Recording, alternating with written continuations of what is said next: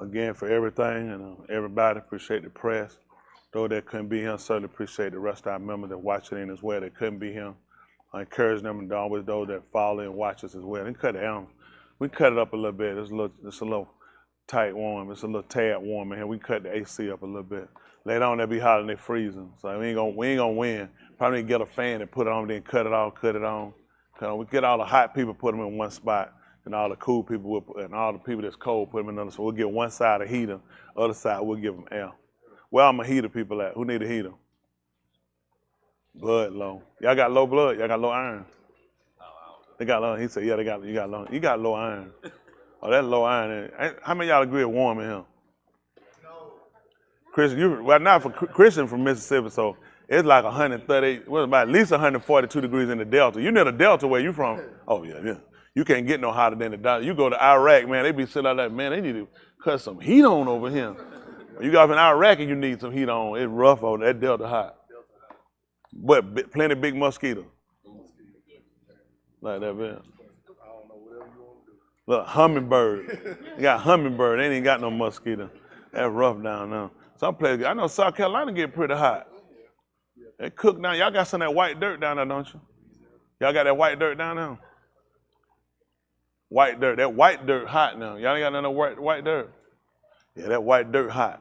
Mississippi got that white dirt? Yeah, that mostly clay on it. That dirt, look at it. What you thinking? Y'all ain't got no white dirt?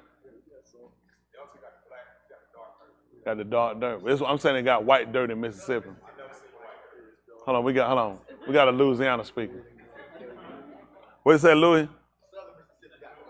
I know it got some white dirt down there. He from Louis. Yeah, chalk. They got some white dirt they eat. My aunt used to make me dig up mud. She used to make me dig up some dirt. She used to eat it. Y'all know about the people who eat that dirt in the country?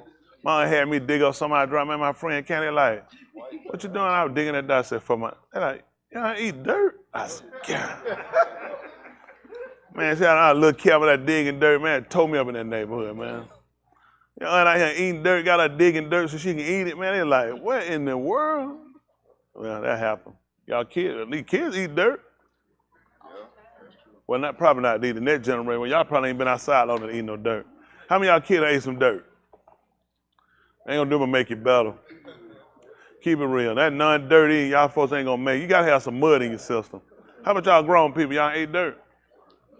Palmer, quit trying to act all city. Palmer, no, nigga, look around, Palmer. Man, you can't, man, that mud pie, you be playing like, man, old stupid mud pie, you get that stick, you like, that bum against your lip, like, ugh. Y'all had mud pie? Y'all had a little mud pie, you cut your little slice with the stick. Yeah, just you want a little taste. You can't eat the whole thing there, Jeff. How much you ate, Jeff? He ain't eat no dirt. Oh, he grew up in New York. He'd be dead. You couldn't eat it in New York. Then you grew up in New York. You born in New York. Yeah, you can't eat no dirt up down. He's safe. He just gotta eat concrete. Yeah. That's all they can eat up there. They ain't got no dirt. Isn't it dirt in New York? I know that, right? They can't grow nothing but buildings. Buildings and rats. You seen a lot of rats up there? Look at, I got no. You ate dirt? You did. You ain't eating in New York. What I said? She went to South Carolina and ate that dirt. She said that's how she could see that monkey meat on the back of Haywood Neck. They talked about orangutans and stuff. They said that most meat on the gorilla will be like right up in their neck and on their back and right on the top of their hind part right here. I told her I'm gonna tear all that gorilla meat off of him. Anyone y'all ever fought a gorilla before? Anybody want to fight a gorilla? Anybody want to make it to Shaman? Gorilla fight soon in service, though. That's all I need to know. Hey, we want you to come in. We're going to have a conversation with you later. But anyway, our goal, our objective is to make sure we get this thing right. I can't stress that enough. I know I talked to you guys a lot about really examining yourself and making sure where you're at. That's something that's serious, and you need to do it because I don't want you to walk away, like you walked away before. Again, that kind of relates back over into even when they travel, it was real essential to teach them not to travel back the way they went. And a lot of times when you look at it, when you find yourself going back to old behaviors and old practices that you've done in the past, it's because you hadn't actually looked at, and we learned that from the Torah. So we can see where the law is not a bad thing for it. The law is actually a good thing. Because the law allowed us, if it had not been for the law, I wouldn't know what type of person I was. It was because of the things I found that I couldn't do, because I refused to do them, neglected to do them, or just played dumb to them.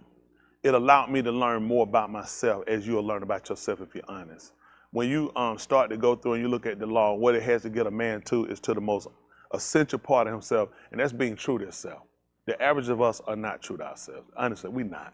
It's not something you do one time. It's something you do on a constant basis, because you'll slip back. If you're not careful, you'll slip back.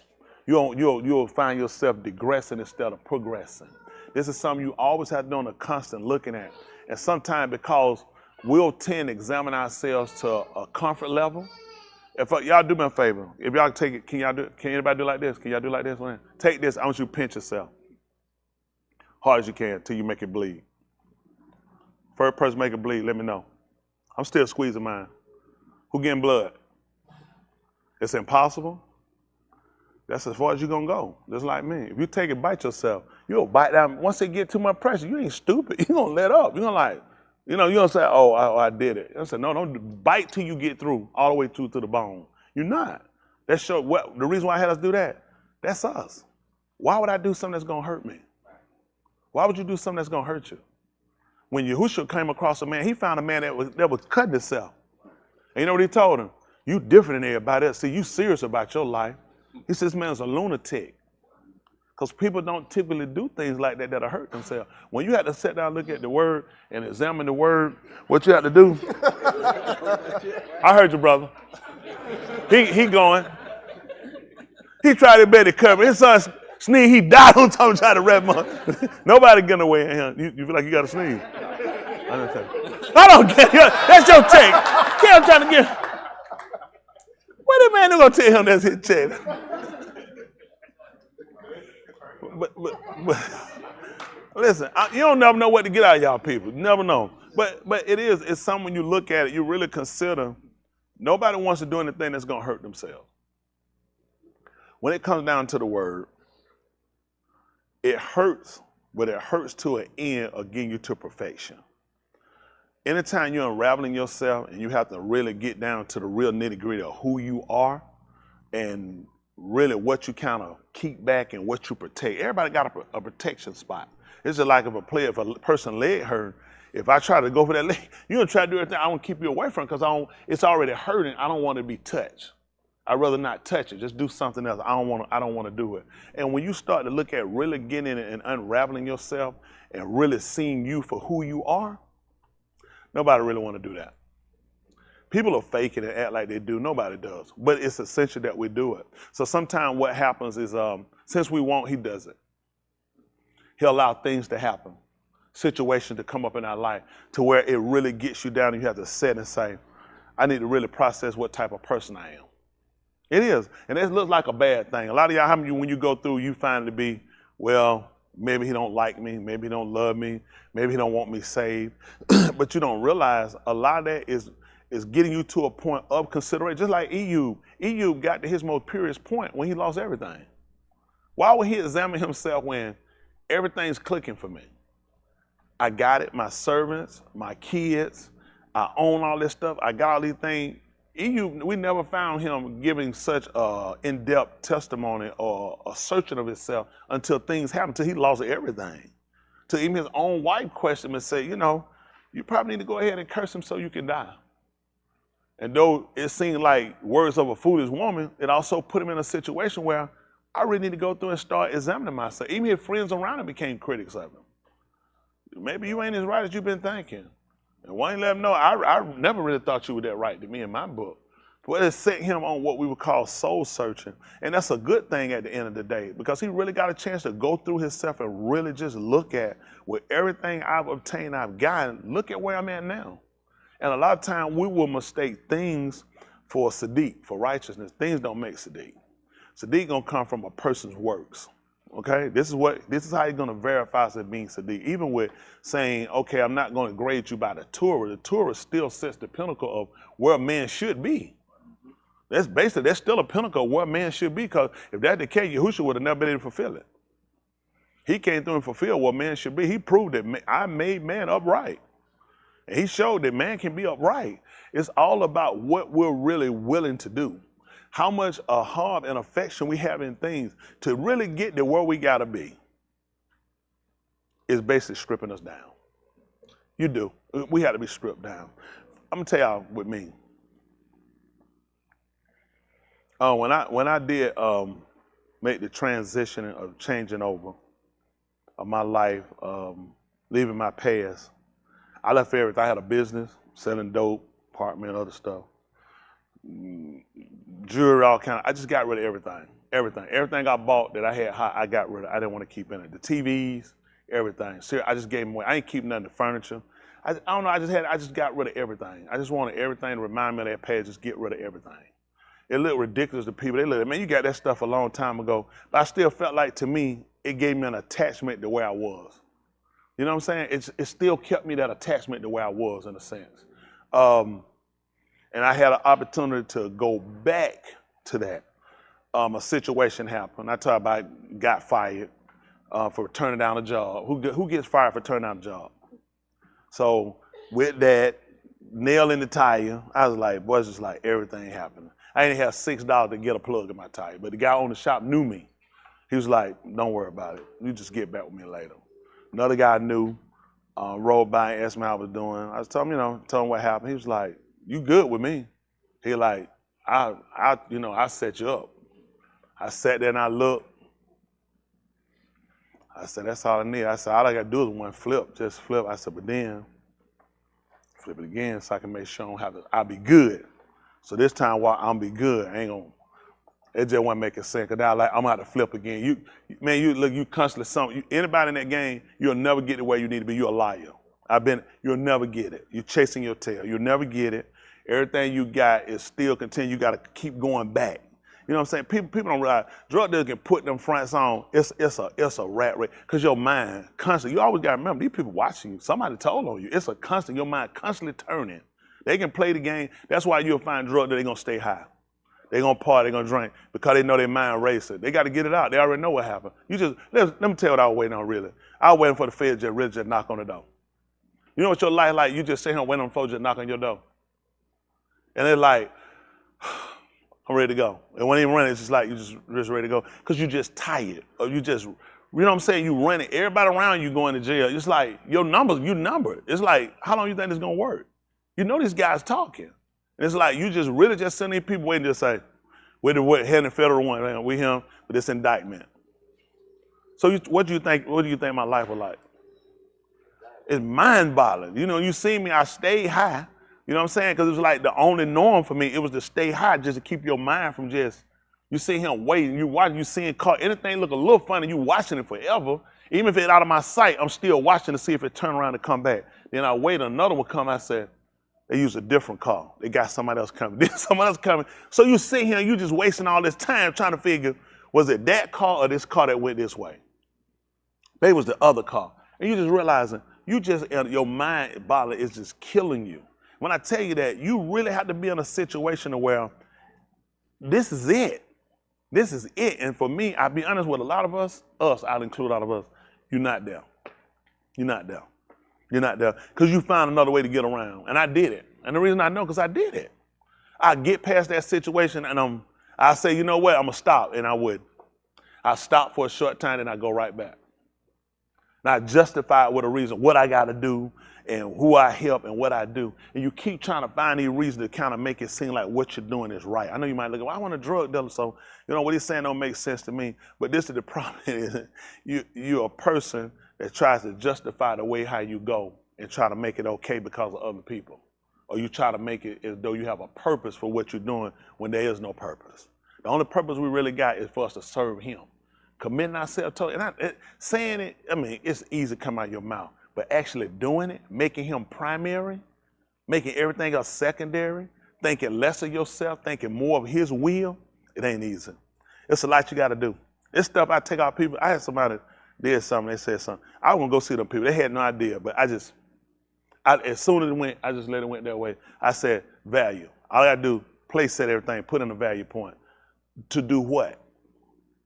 Because where I'll go with this, it don't even go to that. it ain't worth it. You'll do better, just keep moving. But that comes with me realizing, finally coming to a point, look at that, stop thinking so much of yourself. Why nobody can't say something to you that you don't like? Who you supposed to be, nobody can't say? What makes you exempt in the world, nobody can't say something you don't like? Don't say nothing I don't like, I do. Who you supposed to be that you can waste that kind of time? How many people in the world got mouths? You plan on stopping all these people's mouths? So you start looking at value points. So he put us in a situation, I understand why he allowed things to happen. Because it's easy to say, I've changed, I'm willing to do. But until you can actually get put in the situation, you don't really know what you'll do.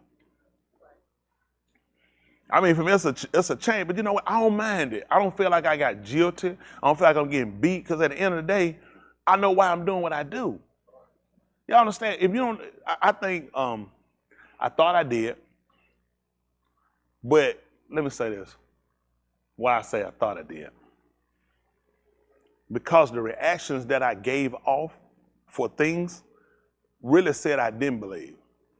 That's why I said I didn't. But if you ask me, I did. You got what I'm saying? I believed it, but I didn't believe him wholeheartedly. You know what I'm saying? If Kerry took this from me and this was valuable, come on, they can just see you on camera. You didn't get no check. That's not a check. Okay? That's it. Ryan, I told him it's not a check. What you supposed to say? That's all we can say, hopefully. Thank you, Ryan. This is the most valuable thing I got. I mean, and you take this is my whole world. And you take this, I won't have nothing else. Okay? But I'm just gonna you get this all I got. Okay? So you get this big money. But I need to make sure first that we know this everything I got. You know what I'm saying? You get that. I got to do something to you. I got to, because this is everything I got. Yeah. At that point, guess what I just said? I ain't got Elohim. If he took this and this was my whole world, then what I have? The only reason why I tell you that, this is where I've been in my life. Everything had been our whole world. You know, it could be a spouse, it could be your child, it could be your house, it could be your career, it could be your bank account. And if somebody touches or does something to it, you gotta. I mean, there's no way. It's because then it's a disrespect. And now, how people gonna look at you? What people gonna think about you? Yeah. That you let somebody do that to you. Now you make yourself to where everybody gonna come and do it to you. Is everybody gonna come take that from me? But I just put that in my mind. So who's my enemy now? Who am I fighting? Everybody. And I say that because you will create a world in yourself that don't really exist. It's a world you create like a guy in a gang. I gotta do it because nigga gonna. Everybody not actually looking to take from you. Everybody's really not thinking about how many of y'all here looking to take from people. So let me ask y'all a question. So all the people in the world that's not trying to take from people are in this room. Am I correct? And a member of this synagogue. And I ain't saying people not and people don't, but we'll take our past sometime, we'll take the bad side of ourselves, and we'll take the anger and hate we have for someone else or other people, and we'll put it on everybody else. I don't trust niggas. Niggas can't be trusted. You ain't gonna believe what they call me nationality, a nigga. So we tend to take things because of the type of person we are, and you'll let that filter out, and you'll make that a situation that is everybody, when it's not everybody. The average person pretty much wants the same thing. Even a drug dealer gang member. You know why people get in the game? For protection. For protection. People want to be with somebody they feel like protect them. They want to feel like somebody has their back. They want to be with somebody they feel like associated with it. People want respect. It's just the way we go about doing it a lot of times become detrimental. And if people got more to a state of mind of humbling themselves to realize, allow him to work for us. The true thing for me with Yahushua, I find more than anything, is the character of the person he was. You won't find a man that measures up to that character of the person he was. The fact that you have everything, you can command anything, you could do anything, yet you restrict yourself to a principle and to a value, to where when you can look, think about when you see people with stuff, when you can say, all you gotta do is speak the word and you can have it, yet he resisted that. He resisted every will of the flesh to submit himself to the will of Elohim to show us something. That man can actually survive without admitting things we feel like we have to have. I know sometimes I feel like, I'm living, I just don't live, I don't like living like this close to the edge. I mean, living this close to the edge has a value to it because it makes you consider and appreciate. It makes you a value. When a person got it, it don't make no difference. I mean, what you know, I just throw it away. It's nothing. And before you know it, you lose it all. Just like the relationship. For me, the relationship with him is more, I've learned that to allow my relationship with him to be greater than any monies, any relationship with anybody else, any things, possessions, and I'm willing to separate simply because I saw a pattern with this man. If he separated from everything to come down and just humble himself, to make himself of no reputation, to not put himself up to be a big eye, or if people might call it, or try to get fame from people, but yet trying to please the Father. The will of the Father became the most essential thing that he sought. But for us, that's a hard part of us to do because we look at typically people in general formulate their character from what? TV shows, athletes, rappers, whomever. We do. Would y'all not agree? If you look at yourself and look, there are some people that you've taken things from over the course of your life, whether it's an uncle, a cousin, a father, or whatever, and you kind of more or less masked ourselves into this person. And sometimes if you look at the hurts you've encountered in your life and situation, some of them have been from some of the things we masked. Just like me. Think about it. Think about some of the things you looked at, some of the things you saw, whether it pushed you into a hurt and you masked yourself to be this person that I'm destructive and outdo these things, and it wound up being a thing that brings us to a hurt until you come to an honesty with yourself. You know, with our coach, we do some daytime meditation and the breathing and doing different things. Do y'all feel like it helps? It gives an opportunity to stop and just to consider and give homage back to who gives all things. You know, you're like, you know, how do you keep your mind on him? By incorporating him in everything we do, in conversation, and behavior. Even when they walk, they're supposed to talk about him. So you keeping yourself. Think about this. He'll keep him in perfect peace. What was it? Mind and state. Where's your shalom at? Now don't think about, oh, that means Lanita ain't gonna be messing with me and they ain't gonna be messing with me. That's a small part. It entails so much more than what we're thinking. We're talking about prosperity. We're talking about wealth. Prosperity ain't always your monetary or you have so much, but he makes sure I got sufficient. You know what I'm saying? You think about a homeless man ain't asking to be rich. He just wants somewhere to stay. When a homeless person came, you say, hey man, nigga just trying to get rich. They ask you, I'm just trying to get something to eat. You let me get $1, whatever you can spare. Cause they looking at it. That's not practical. To ask and expect you to give me $1 million, $10 million to pull me out. It's not practical. Remember Eddie Murphy on Trading Places? When they picked up, he said, he's trying to figure out, so let me get it straight. You saying this mine, and this mine too. I guess this mine too, right? He said, no, this stuff happens every day. You know what I'm saying? Just the other day this happened, because it's not practical. You know, although it's a movie, you can see, is that practical? That somebody comes up and just give you a future out of nowhere? Even with Yahuah, it's not practical. He's just going to give it to you either. It's something we're going to have to do to obtain this. The Ruach HaKodesh, having a mindset, it's something we have to do to obtain. I don't want to live a lie. People in religion are notorious for living lies. They're not practical. They're not realistic in conversation. They tell you some stuff. You say, you just lost me then. You know, I tell my God, I said, my God, you do. And you be sitting here saying, I can't say no stuff like that. You say that, man, I tell the angel, I say, go before me now. You sit here saying, what you did? They lose you, because you got to get up right now and tell them, go before me now. You thinking, go before me now. Hope I don't get struck down. Am I supposed to be doing? Because they sit you out thinking there's some crazy conversation you have, when it's really a conversation that entails you just being honest with yourself of where you at. How many of y'all have fears? How many of y'all have phobias? How many, let me ask you, the people that read, how many of y'all felt like you were probably the only person that had fears? See, that's how it's designed. Who calls up and say, hey, man, how you doing?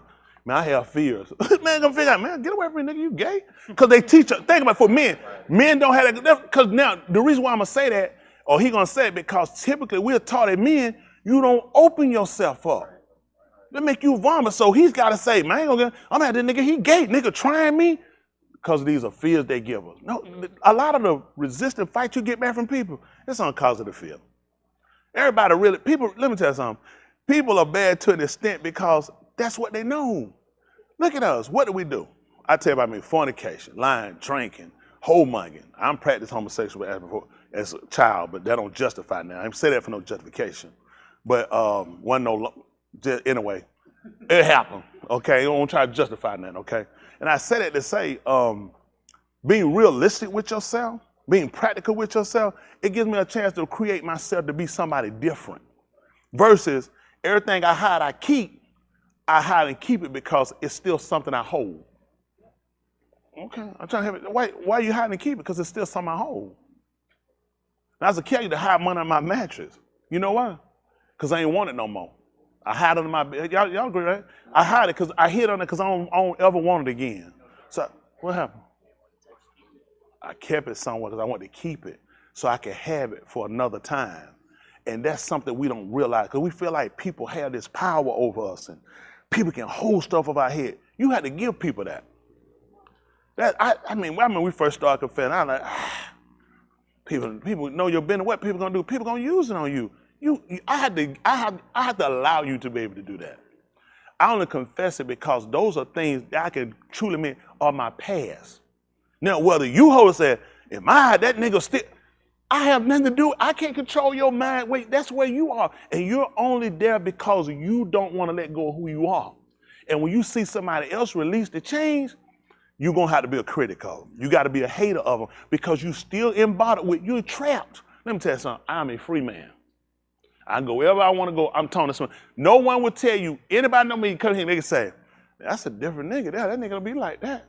That nigga, they're going to be telling you a lie. I'm the same place anywhere I go. I learned I'm better being me. And that's being comfortable with who I am, knowing my decision, considering my decision. The decision I made to turn my life around to do what I'm doing was for the better of me. It was for the better of me. You will be a better you when you learn how to let go of you and start realizing, I ain't got no fight with the world. I did. I didn't even realize it. I didn't realize, man, I was fighting everything, fighting everybody. Did you say something? You wouldn't even talk, because it's like I feel like I have to be ready. You got to walk like this. It ain't physical, it's in your mind. You always got to be ready to fight. You try to, did you touch my pocket? I'm sorry, the old me keep kicking up. You keep looking for reasoning that you thinking you're protecting yourself, and all you're doing is keeping yourself isolated from. Submitting to a will. That's hard, especially men. We've been played. You didn't have a father, you lost an advantage. So now you had to create something for yourself to be this, to look like I had it all, or I got it all together. And the whole time, the only person you messing and hurting is yourself. Because there are people that can help. Let me tell you something. I have some of the most talented people in the world right here. The members of the way of y'all. I'm not just saying that. Y'all know I ain't gonna lie, because I get on y'all when y'all wrong. Y'all know, I tell you, right? Very talented, very talented. When I told you, Cam, you want some of the best people you're gonna find. All of them ain't here, some of them on the other side of that camera. I mean that now. They know. Will I keep y'all here if I feel otherwise with you? No, I don't hide, no. I ain't hiding nobody, ain't covering nobody. Everybody is a work in progress, not just him. It's really getting down to the simplicity part of ourselves. I feel like I made myself so complex. I want to talk about me. I want to talk about me, because it's easy to talk about you and tell you about you and what you need and what you got to do. But I lived a real complicated way because of all the things I've had to do. It felt like all of my life, and it'll transpire over. And before you know it, you don't realize you done kept your guard up against something when it came down for help. You fought it. You fought help. And I fought the help that he tried to give me because I felt like maybe the help was going to leave me vulnerable. And nobody wants to be vulnerable, do they? Everybody feels like, I don't want to be vulnerable. I don't want to look weak. I don't want nobody to try me. I don't want nobody to try to hurt me or take nothing from me. Then it becomes the end. I had to really look. I had to start examining with him. Where did it put my relationship at with him? Because he had to look at, you know, you're doing a lot of fighting. You're doing a lot of proving yourself to people. Is it because you don't believe I'm here? You know, I'm going to tell you something you can do. You can believe with restrictions. Y'all mind me talking about myself? No, sir. I believe with restrictions, which means I believe, but make no mistake, I will hurt you. Which meant I didn't trust him enough to say, let me let you work. I'm gonna let him read this so I can just read it. Can we talk today? Like, tell me, can we talk? Let me say, y'all came here for something. I have always been a proponent for this. I don't want you to come here and not get what you came for. You need the truth. You need the truth. You need the truth from me. You need the truth about this whole situation what you're in, because everybody in the world is doing something. And when you watching everybody in the world doing something, you tell me it don't make you question what you're doing? I'm past that. I've been there. There's no way you doing this. You tell me all these people out here just on 138 up and down, on I-20, and you still got 85, 75. You still got 285 loop. You got I-10, and you here, and all these people wrong and you right. It's a lot of things you got to ask yourself about. Because if you're not sure about it, before you know it, you're going to be on 285 and I-20 and 85 and 75, trying to find your way. I'm good with where I'm at, I really am. I'm really good with it. I'm not in a situation where, but I'm kind of leaning somewhat toward. I've been there. You can be there and still be here. They had a song years ago, your body's here with me. Where your mind at? But your mind is on. No, I'm not. Don't do it. Come on. My brother just called. Come on. I seen a rock. Come on. My brother called. I know. I seen it. Come on. My brother called. He said, also, they'll try to point at the person next to him. That'd be 2 checks, please. I know that'd be 2 checks. Man, it's almost like a double payday, ain't it? I seen you, though. I seen anybody. Once my brother called y'all, it's out of my hand. Y'all know I'm a proponent. I told my brother, I said, these are good people. He said, just keep watching. Did you like that song before? I don't even remember that song, to be honest with you. I didn't listen to that. Yeah. You didn't? Yeah, we be watching. Twinkle, twinkle. That's how we've been. You can be here, but because of situations, because of things we in battle we deal with. Even with me, I used to deal with this. If you got a situation coming up Monday, and that's to you a critical, serious situation, it's gonna play on you the whole weekend time. The whole time you hear the word, because you're looking at, I'm here, and I'm trying to do this, but my mind is really sitting on Monday. Because life gives you these different obstacles, and the whole goal is to see if you can still stay focused on what it is you're supposed to stay focused on, and have enough confidence in he's going to do what he said he'll do. And the only way for that to happen, don't do it because somebody told you. Don't do it. I did that. You know what I'm saying? Don't do it. Don't do it. Let me do this. If you know he make a way out of no way, wave your hand. Just wave your hand. You know he'll way make, everybody know. So, okay, now stop. Now some of y'all, I'm gonna ask y'all, tell me what way he made out of no way. Somebody just tell me. I got one. What you got? Okay, come on, big man. Come on, man. Y'all heard he said? Yes, sir. That's a good answer. He said, when Mizra, come on up and say, here, come on. Give me a hand clap, Come on, man. Look at the brother. Come on, brother. Man, this brother used to be to get out of the street. This brother, he just starving for nada. Don't worry about it now. He's starving for nada, brother. What you say, brother? That's all. Give him another hand clap, man. No, but come on. When I was saying it though, what you said is typically what we'll say. What I wanted was what he did for you. You see what I'm saying? And that was it. No, what he was saying, you see, so now what we have here, and this is us. Pretty much all your stuff been recited. This is the goal. This was kind of more or less the aptitude, a foundation for allowing you to see situations where he worked for somebody else. So that when you read Bibles and you see something and say, do such, you order it. Y'all order it and sit on the counter and say you believe in it or you take it. So you can do what? See if you can get the same results, right? Well, if you've been reading this and you hadn't actually taken the product yourself. Because what he did is typically what we do. We're going to recite back to this. That's not helping us. That's good to have it for memorization, but we actually got to make it work inside your faculties. Is that something you actually know? Well, I read it. I know I read it. What's it, 2 or 3 witnesses? I'm still going back here. And his goal was to take this and transform it and put it on the inside, in the inward part. This is why all your functionality is happening inside of you. So I need this to get here. I need to see it operate in your members. All you telling me is using him for a demonstration. Okay, I already know that. How'd that help me? When When Mizraim was behind them, and what happened? And the Red Sea was in front of them. What happened? He opened the sea. There you go. That's it. I'm saying now. That's what we'll read that. You see what I'm saying? Until now, that whole situation was to get us to what point? So when I get in a situation where I don't see how I'm gonna get this mortgage paid. I don't see, and then I got other stuff on the back side of me. Can I correlate that situation to this? I'm not. It's different. See, I'm looking for a Red Sea every day. I'm looking for some chariots and horses. Then, look at my God. Now I got the confidence. He said, so you really didn't understand.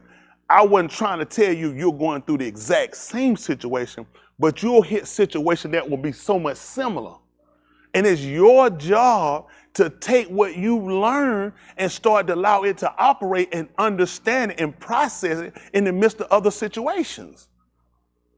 Let me tell you something. All this stuff so easy to recite, repeat is ridiculous. Easy to recite, harder part of living it. And why that become? Because the same situation, we don't see them the same way. I can see the sea. Somebody check me, I see the red and the sea red. And I see horse and chariot. And I said, look at my God now.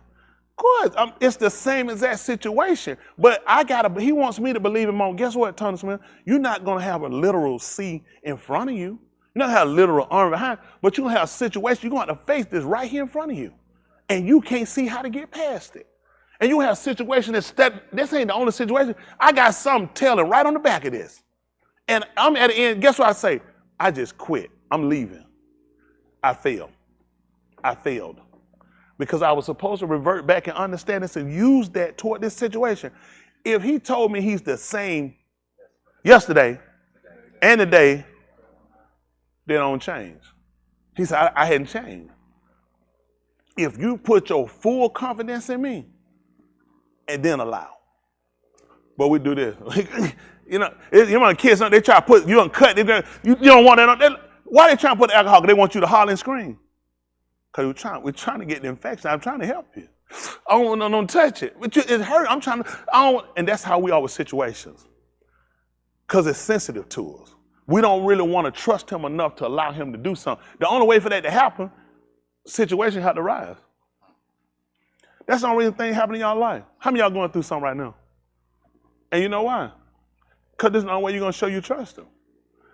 How's we going to do it? How's we going to do it?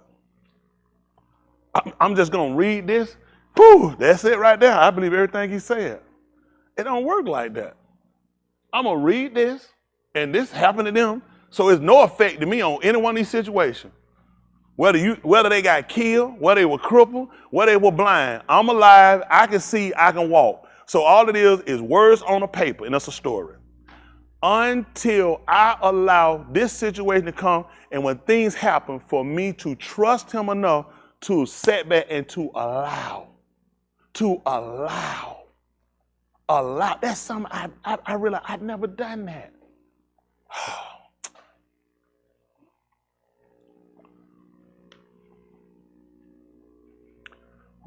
You spend your whole life fighting and just going after things and doing things, and you never really trust him enough to say, why wouldn't I know what's best for you?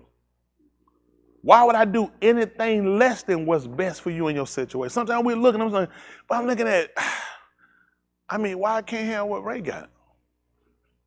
Why I can't at least be down? We believe the same thing because Ray is in a different situation I'm in, and everything that works for Ray don't work for Tony. Everything that works for Tony don't work for Bruce, and it don't work for Danny, it don't work for Stacia. It don't. And sometimes how we'll judge things is what someone else is at or what they have versus, I don't know what these people commitments are. I don't know how far they're willing to go. The only person I can truly tell and testify to their commitment is mine, whether it's the truth or a lie.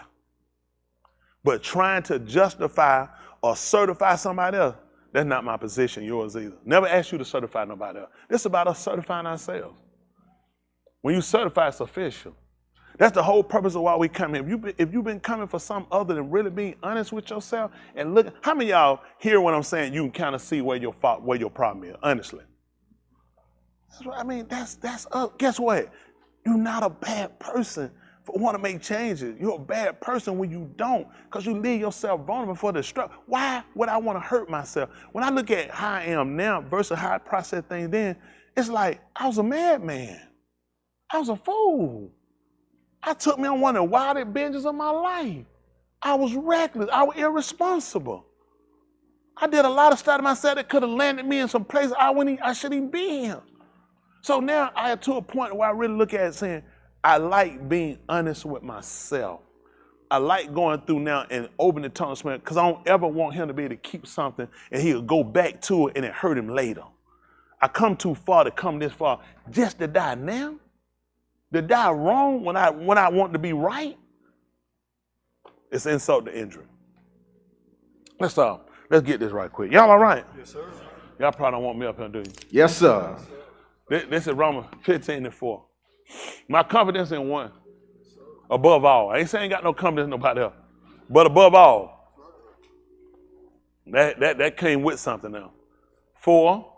Whatever Nikatab before, Nikatab Talamadus, Teacher, show us, instructor, so that through endurance going through without quitting, and through the Nakum of the Ketubim, comfort of the writings, we might have that's what Tikva. I'm talking about. That's what I'm talking about. That's my confidence. That's my confidence. Having a cord gives you hope. That rope gave them hope.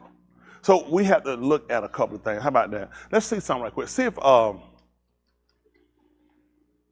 Barashik. Nothing new. Some of you know. Barashik. Chapter 3. Let's say 7. Verse 7. Y'all give me a little bit. I'm going to try to get out y'all way. I know y'all came here to eat. And him. I'm here too now.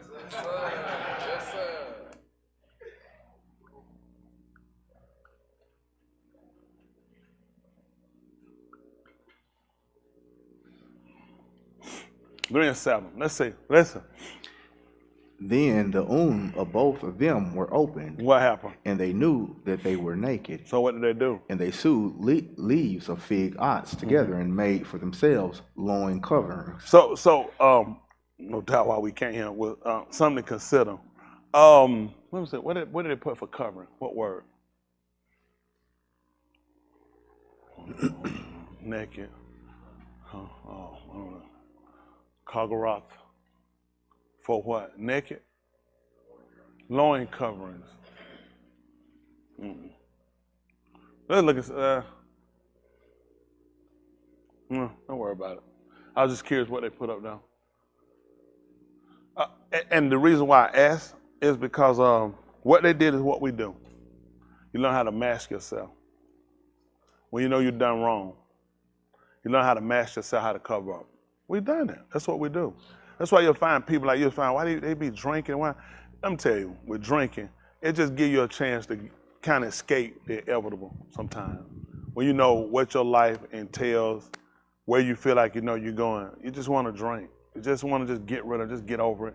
And I did it. I just wanted to get the day over with. I was trying to get the day over with. I just felt like, that's how I felt like I was cheating death. I did what I had to do, and I just go on to drink. So I just I would go. I got to a point I just stopped really kind of going out. I just go home, and I'll sit out smoking. I just drink to just get through. So I know the while I go to sleep, and that day will be over. I got through that day. You know what I'm saying? So I can get up the next day, and I want to hurry up and do what I had to do. And I felt like if I did it fast enough, I wouldn't be caught. then I get back home and I can go back and I can just smoke and drink, just lock myself in the house and just kind of stay away from people in a sense. And you just, your life, you just you look for every out to kind of make things easier, and all you did was complicate things for yourself. Because you created these habits and you created these phobias and you created other things that more or less trap you in, and you didn't realize your life trap you. Like, man, we're gonna go. I be like, I said, man, I'm in. I ain't going nowhere. I'm in. I just want to counter. You feel like if you lessen yourself for people, lessen yourself from making lesser communication with sometimes with people, you feel like you were less to get yourself in trouble, less to do things, and then that was giving people the blame for my own behaviors. People couldn't make me do nothing they ain't want to do. I deal with people now all the time. I don't care what they do. I don't care if they're white, Chinese. You ain't making me give up my ethnicity. You ain't making me getting high. You ain't making me get no hoes. You ain't making me drink. People don't influence me like that. Because I got out of making other people responsible for what I did. Man, you know how niggas is. Y'all know how niggas is. Sometimes we pass it, but you never consider, quote unquote, you what we would call a nigga. So we can all use these things and don't realize we are our biggest problem. I told her that over and over. We are our biggest problem. What these people did is what we do. You mask. That's what they did. They covered it up. They covered it up. They gave them their boldness. They gave them their security. But their shame still showed up. The only reason I say that, this is us. You masking, but your shame gonna still show up. See, once you can free yourself from what you've done, once you can get to a point of you break away from these things, then you can start looking at, you take away the power people got over you. It was stuff, I told y'all, when I grew up, my cousin and them, I had one aunt, she would tell, and then we do something, you had to tell it that day. You go tell on somebody that day, you're gonna whip it. You getting it, because you should have told her when it happened. Man, that whole day, man, my cousin them trapped me in. I was younger when they trapped me. Because me and this mouth and me it was all the time like I'd be in trouble. They'd be like, I don't want to do something I do. They said, don't worry, I'm finna go ahead and tell. Mom, I said, no, tell. I said, so I'm their slave for the whole, man, I'm sitting here like this sun ain't gonna go down. I feel like Yahuah on the cross. I'm like, these jokers gonna lock me down all day and use me. They want something like, man, they be like, somewhere I'm gonna go. They run, I gotta catch these big foot jokers, foot this long. Country foot way long, and the toes ain't made right. The big toe sit way too far from the other. Your toe supposed to like drop down a little bit. They toe be like this big toe over here, little toe up here. You like, that's why they so fast, because they toe don't know they ain't right. I be looking, I try to figure it out. You ain't fast with me, it's them toes. So anyway, they just lock you down for the whole day. You gotta be subservient to them, take the junk, wait till the sun. After that, it's off. So you dealt with a fear. You had this fear. No doubt that played a part of me growing up and not recognizing, looking at people holding stuff over you and what people can do. And you know what you realize? I allowed people to trap me. The easiest thing for me is just go ahead and get out of what I was doing, accept responsibility for what I've done. So I would stop doing it or just stop doing it altogether while we have to worry about it. But we typically take the easiest way, which is what? I just had to kiss up and do what they tell me to do till I can get out of it. And felt like I fixed the situation. I hadn't fixed the situation because I still created this situation. And I never, like I said, them bastards held me down. Them bastards, talking about from what I did. You got what I'm saying? Sometimes you realize we build our own walls. We build our own security. And there's a reason why he tears it down and takes it from us. Because until man can really address himself and deal with himself to who he actually is, you'll never change. You'll never change. I know. You can be that person all your life. I had older cousins like that. They said been like this all my life. One, he died like he said he'd been like that all his life. It's sad that you count yourself out all your life and you still living. How can it be all your life you still living? When do you get too old that you can't? Come on, me, hang on, wake up. You'll sleep too early for that. So we had a guy, I'm trying to help him, he stay up, isn't that right? Because that ain't want somebody to get his plate for him. He got to get up and get it now, walk, so he can stay woke. Run in place, just down. Y'all come too far. I tell y'all about it, y'all come too far to be sleeping. That's all y'all, listen, y'all got too much on the table. You gonna sleep, you gonna wake up one day and live your eyes. I'm gonna try to get you in that trailer. I'm gonna get you now, I'm gonna come in there. I ain't like, I'm gonna put on a black, like, clan man. I'm gonna stand here with that Sukah, with that sword, and make it out the green ripple. I was gonna tell him. I said, I got something for it behind. I showed it, I told him, but I said, if he died, I was gonna pull that shit up on him and get back out there. If I scared this, I want to cut all these cameras off. I finna erase all that film. They'll be like, he just went. I was like, yep, he just went. That's all we know. Wipe my hand off all that stuff and eat back out of the lady. Walk out backwards. Like they covered up Newark, they went out backwards. Eat right on out of there. But no, but again, the reason why we're having this conversation is to really get to being honest with ourselves. You are trapped. And the reason I know, because I was trapped. You allow people to trap. You feel like people have something. People can hold you. Listen, nobody can do nothing to you that he won't allow. Nothing. Nobody has a strong hold over you. Nobody can, hey, they just got this on me. People don't have nothing on you. You have to give people that. And that's something that Yahuah tried to get us to see the whole time. Let's look at something. Now, you saw what they did, right? Let's look at something right quick. Let me see let's see see that Mathatyahu 28:27.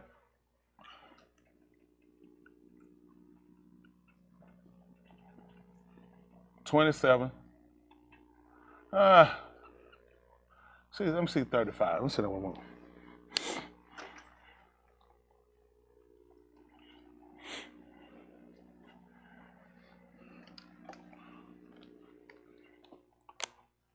Listen.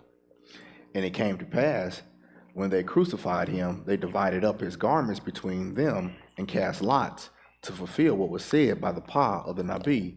They divided my garments up among them, and for my clothes cast lots. So let me ask you a question. Where did they leave him at? Huh? Naked, exposed, vulnerable. Exposed and vulnerable. You saw how he fought it and ran and got the fig leaf? And he did the same thing that they did with Adam. When Adam covered himself up, he went among trees to hide himself. They put him up on a tree. He put himself up to expose himself. What was his shame for? I know we're talking about his physical. The feeling we look at. I don't about look at me naked. People looking at me, stare at me, old perverts, old sickos or whatever. And a lot of it is more internal than what you think it is, that you worry about external. Because I'm afraid if you see me naked, then you'll question other things about me. You might question every conversation I had or things I told you. You might start to just go back, start processing things, and you might see me differently. And that's a lot of time how we do things. We worry about how people see us and what people think about us or what people say about us. And none of that put how much food in your stomach? How much constipation did that cause? None. It's all words. It's all words. You had to give people the power to put you in these situations. And I say it because a lot of times we've been guilty of it. Somebody else out there having all this fun, they doing all this stuff. Well, am I behind in here? They got there doing this, I'm in here. And you don't realize you was out there, weren't you? You had fun the whole time you was out there? Because you did, you wouldn't be him. What make you think all these people having all this fun? You know how dumb we are. We was out there. So how much fun? Every day you was out there, you had fun. Before you came, how much consideration you were doing? How many times things start coming in mind, you need to make a change? Or you start thinking about your mortality? You think these people not? That's why I told you we killed the conversation of blaming people and looking at people wrong when they're not here. People doing the same thing you've done. Reality sets in. You can't do it. Listen, you can't fornicate, you can't commit adultery, you can't drink and smoke, and you can't lie but so long. Eventually it gets to an end, it gets old, because if you're a liar, the people with you liars. And the people, and all you can do is see yourself, and then you see yourself sometime in the way you realize, this ain't how I want my life to end. I don't want to die like this. But a lot of time, what it is the fear of transitioning or how people look at you. You look weak now. Like you just quit, you just left, you just gave up and put us behind, but you start to consider your own mortality. And you should. On a daily basis, you should consider your mortality. Because just as so as you got it and you didn't give it to yourself, what makes you think you can keep it? How many of y'all made yourself alive? Then you ask yourself, if there is not a Elohim and you are alive, how exactly did you get here? And then you couldn't control when you came in. How you going to control when you go out? So somewhere in the middle of this process, I came in with no knowledge of how I came in. I was introduced to people that I told were mother and father. And I have been living a life. But then I come into the acknowledgement of I'm also going to leave him without an agreement of myself or the will of myself. But this all has been predicated on some issues and situations that he set and he allows. So in the midst of my creation and my death, I got to get some kind of connection with this man. I got to have something that when I leave him, I can transfer out and I don't have to see myself in the same suffering or situation. I didn't transition so I could come here and do this, then die and suffer. There are things he's giving me now and give us an opportunity to sit down to allow to really process and learn who you are.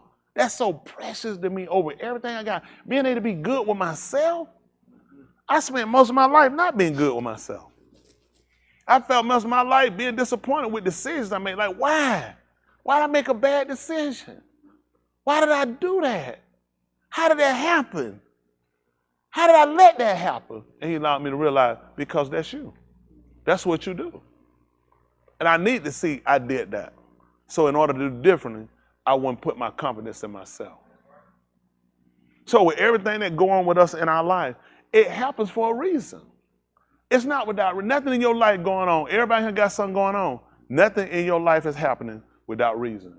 What you don't want to do is you don't want to really think about it in depth. It's easier to say somebody else. It's easier to associate it with other people. But it's you. It's your situation. It happened because he wants you to consider. He wants me to consider. He wants to sit down and process, how did you get to this estate? Y'all got it? That situation he told y'all about with Mizraim, coming out Mizraim, that was built up of what we call a trust situation. When Yahuah came out and gave him his Torah, which was for life. Y'all got that? The Torah was given them for life. Y'all understand that? Yes, just like with Adam and Kaur. Because he told them that the day they would eat of that tree, what was supposed to happen, Justin? So they was going to die the day that they did what? So what did he get them before they ate it? What did he tell them? He gave them Torah, direction. That's all Torah. He gave them law, Torah, not to. So what was the law predicated on? It was on life. That was the purpose of trying to get them to get it. It was life. You living here, you worried about dying. Just do what I say. And then don't just tell her, I gave you an order on what to do. You can do this. You can name that. You can do this. You can even go to the yam. Listen, whatever you want to call them. You can, listen, you hungry. I got the best food. Not the fish Dave and Boot ate. This right. Oh, no. I'm sorry. But anyway, I don't know how that came on Boot. So anyway, he gave him, so he showed him the tree. You can eat. But when you eat from this one, you serve your existence for immortality. Y'all got it? So now, it shows us that the Torah, the law, was actually given for life. Now, what Adam found is what Shaul found. He said it wound up being death. He said it wound up being death to me. Now, did that make the Torah bad? Let me ask you a question. Wow, I killed Bruce. I'm a good person, bad person. Bad person, typically. He said, what did he do? That's right, I'm a bad person. I just killed a man. For what? But if there is a purpose behind why, then I'm not a bad person. It's the actions that Bruce demonstrated. So now we're not going to blame Tony, we're going to blame Bruce. Now, when the Torah comes along and the Torah condemns us to death, is the Torah wrong? No. He found out, he said the Torah is Sadiq. It's right. I'm wrong. See, that's something we don't come to look at. Why he make it so hard for people? Why he make it? Because it's to get people to a point of immortality. It's to get people to tell you, in order for you to exist, there are things that you have to restrict yourself to. There are things you have to follow for life. And when you are following, these are going to be things that's not going to be normal with people. The stuff we do, people say, man, no way in the world I do that. I ain't crazy. Yet Shaul said we fools for Mashiach. And then you just say you ain't crazy. So he got a problem. We know when people say, I ain't talking about that nigga. Nigga, I'm talking about I ain't crazy. No John. Now you're going to try to justify your rationality. When in actuality, that's the problem why he can't use you. Because he's asking you to do something that normal people are not going to do. This Saturday, the sun's shining. Listen, they got yard sale, flea market, shopping. They got events. You go to the park. They got jazz festival. They got winners. They got all kinds. And you doing some stupid stuff like this? You must be a dumb fool. That's the only way he'll take us. What's the normal thing to do? That's what people doing. You look like nuts. You screwballs. Yeah, people jammed all up in a place. Why y'all don't go tomorrow? Because he's trying to show a separated people. That's what Badal is separate. What separates us is our conversation, our behavior, and what we restrict ourselves to. That's what Kudash is. When people talk about holiness, folks holler, holiness, and start screaming, you said, that's holiness. That's not even what holy, that the word they try to use, is only meaning it separates. That's all. You're separating something. That's only, he said, when I made you Kudash, I just separated you. And when I separated you for a purpose. Even when it came down, when it was in Mizraim, okay? They understood Kudash, hands. All right. He beat you. I got a hand out there, see ya. I was making sure. What you got, Dwight? When they put him in Goshen, what you got?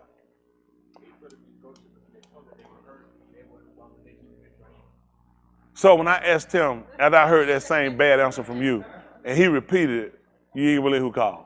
Who know? Y'all want to tell who called? My brother called. Let's roll. Come on, 2 of them. My brother, my brother.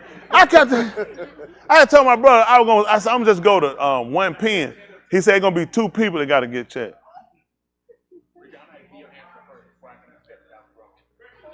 Y'all hear that? Oh, fight. So I can't wait on you to hear. I gotta dive with her like a bucket of water now. Who got? Jahid. Quit hypocrite. Let's hear your answer. You had the same. All right, well, I got the same chair you had for the white. Come on. Oh, Jesse, you gonna go now?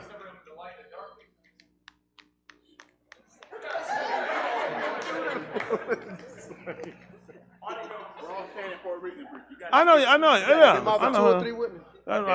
But it was 4. That was 2 men of y'all. But that's how I know it's wrong. When that many said the same answer, I said, man, I know that thing wrong. I know it's bad.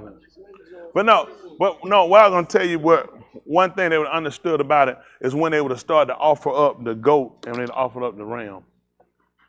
He had them to separate them. He told them to take them and separate them.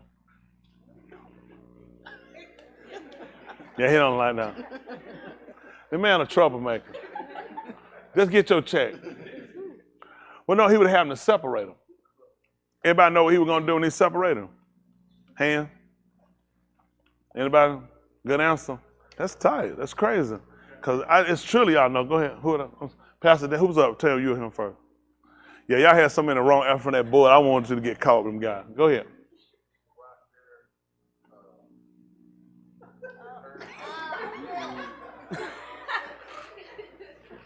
He baraked the herd. Like the code. In Mizraim, he baraked the herds. I missed that. What chapter? What book that's in, Pastor? That might be in the book of the many bishops. I had never heard that answer. The many bishops, the book of many bishops. They got something. But when he separated them, yes, sir.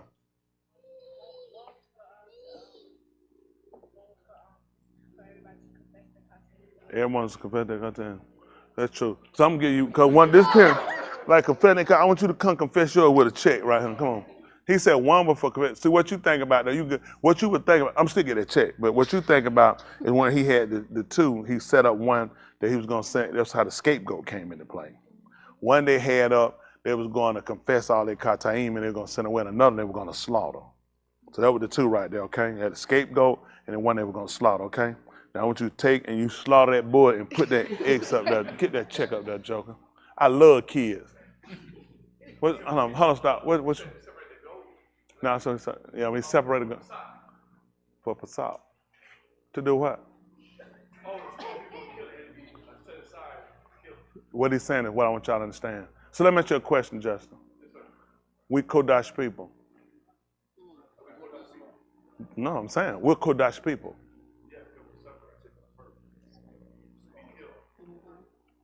Thank you, Justice. Exactly. See, that's what they did. But see, if you don't understand, think about this. I fought, and you fight to live. But because you don't understand actually your existence. See, when you look at when they brought them in, we'll look at, how about that? See, I'm telling you what makes it hard and why I made it hard for myself. If I don't understand it, you can't expect me to do it. You can't expect me to let nobody take that from me. Where I come from, if somebody takes from you, that's a sign you weak. So what you got to do? And then you know what Yahuah is saying? That's not how I do it, though. But I got to get you to understand where you need to be first.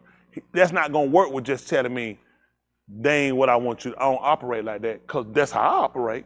That's how I think. That's how I process something. Nobody ain't going to take nothing from me.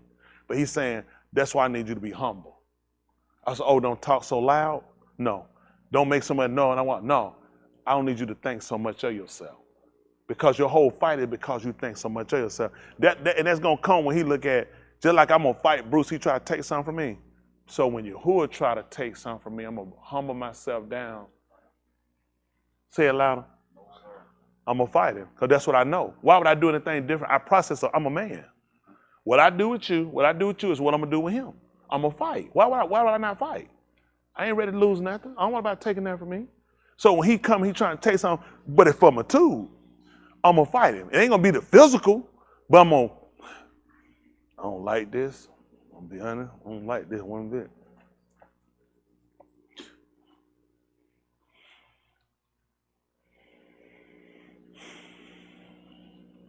He said, you still doing that stuff you were doing with Bruce? I ain't doing that. I learned how to fight inwardly. See, the purpose of why he needed us to fix the inward part, because a lot of stuff I can mask. Hey, you know, brother, I hate this nigga with all my heart. Y'all, this is my heart. He don't. You can see that on my face though, can't you? No, I can't see it. So you know what I do? I'm masking it. And that's what we do. He said, I need to stop that. You good at it. We do this. What I'm telling y'all, listen, we do this. That man see me smile, he couldn't see that. I just told you I hate this man with everything. He'll try to take from me. He said, I need you, your inward gonna have to reflect on your outward. What they see on the outward is I gotta make sure that's on the inward part of you. When they had the tour, when they first got the tour was all outward. That's why they carried it. It's easy to drop it and lose it. He said, well, how about we just write that and put that in your inward parts? That way you can keep it. That's where it's somewhat genuine. Now, guess what? If it's in my inward part, and think about this thing, and I ain't got it on the doorpost, it ain't on my ceiling when I lay down, and I'm walking on see it, then I got to search myself.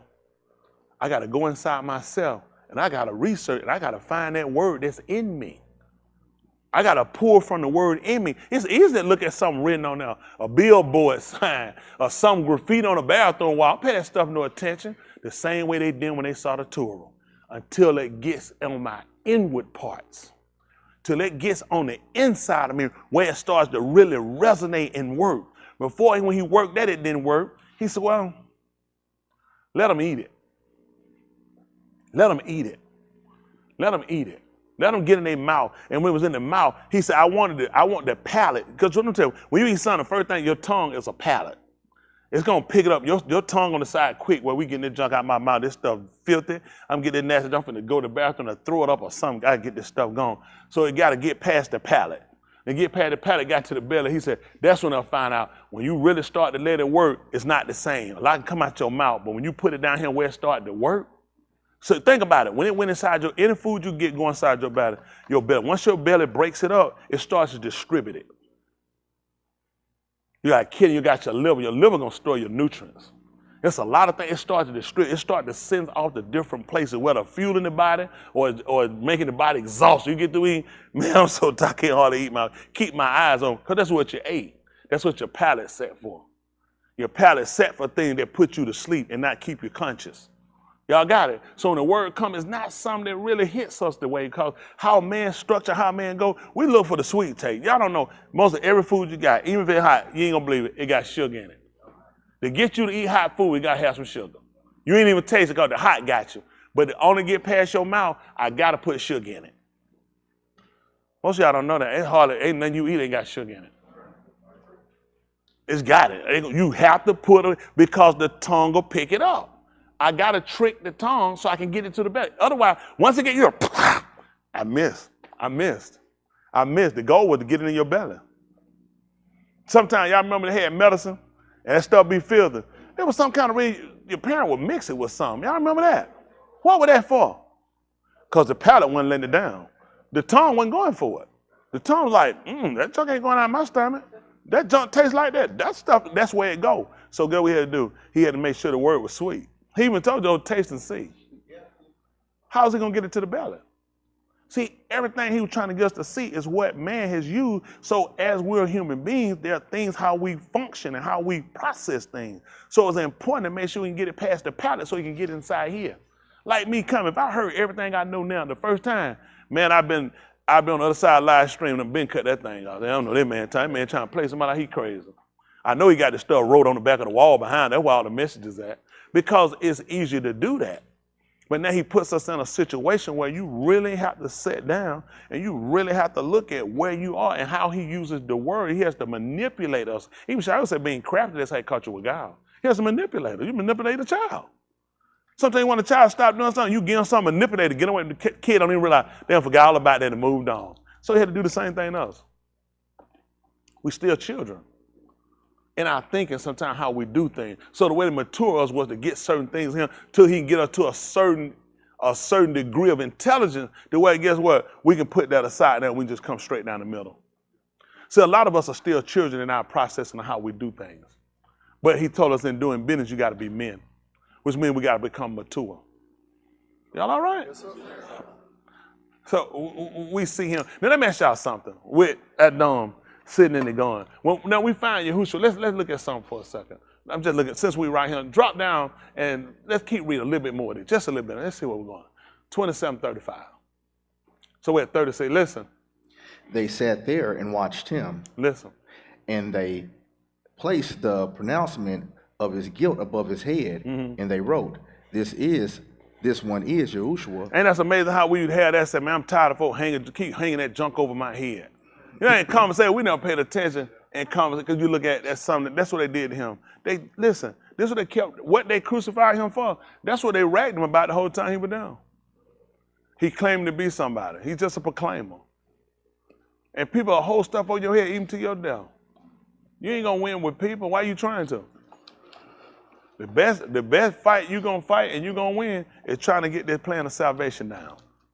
And that's going to go with you really being honest with yourself, making the transition. I keep saying it for a reason. Because how many of y'all ain't honest with yourself? Anybody say that? Well, guess what? Now, that's why we can fix it. What y'all did is what most people won't do. Because most people going to lie and say, oh, yeah, I'm honest with myself. Most of us not. We honest with ourselves to right here. I'm black. See, I ain't lying to myself. I weigh 230 pounds. See, I ain't lying to myself. You ask yourself stupid stuff that you know good and well the honest answer that. Come on, acting stupid. I ain't like I'm lying, I'm Chinese. How many know how to do that?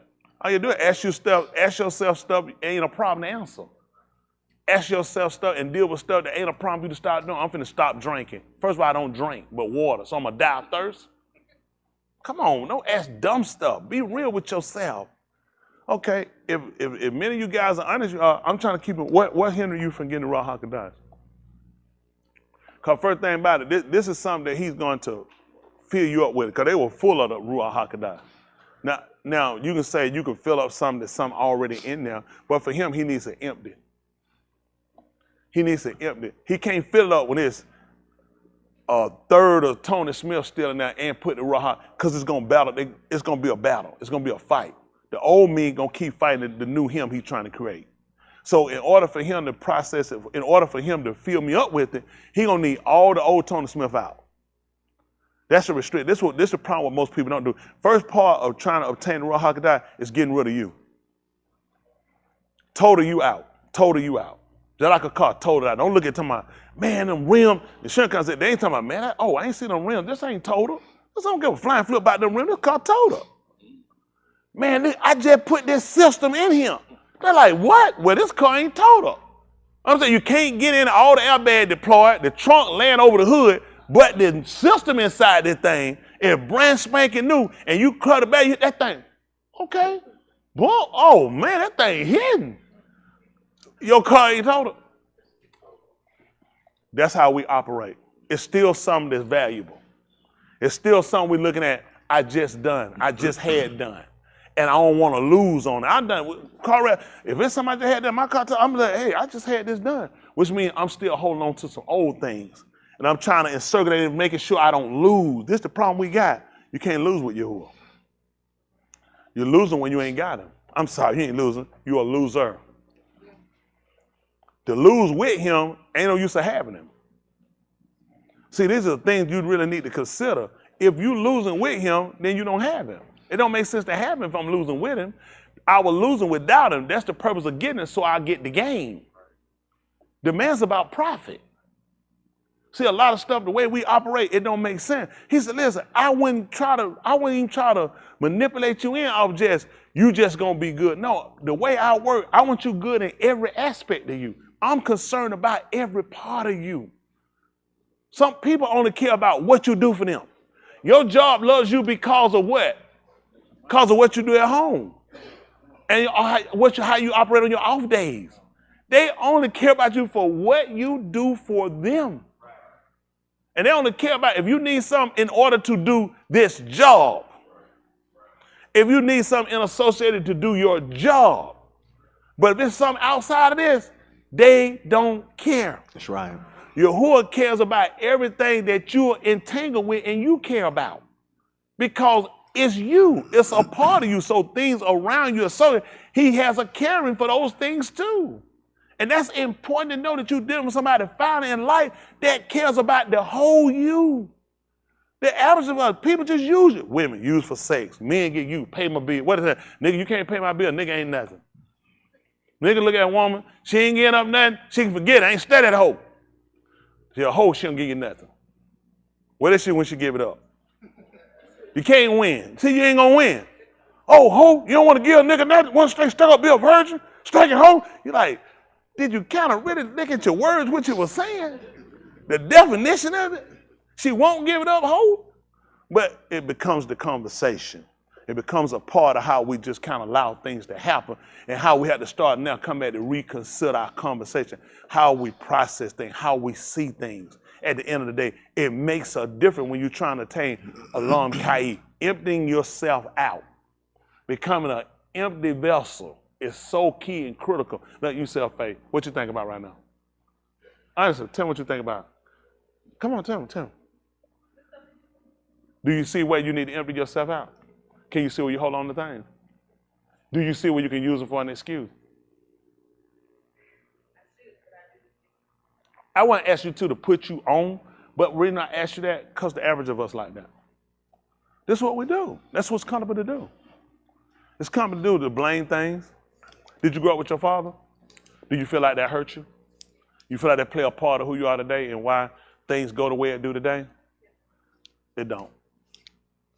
Let me tell you what happened. We all do. We all have situations we'll blame. To a degree it does, but then at what point do we take responsibility? I'm really, not picking at you now. We all do. People say, I grew up, but you didn't grow up totally without. We watch, and how now, you'll watch now. I got people here do therapy.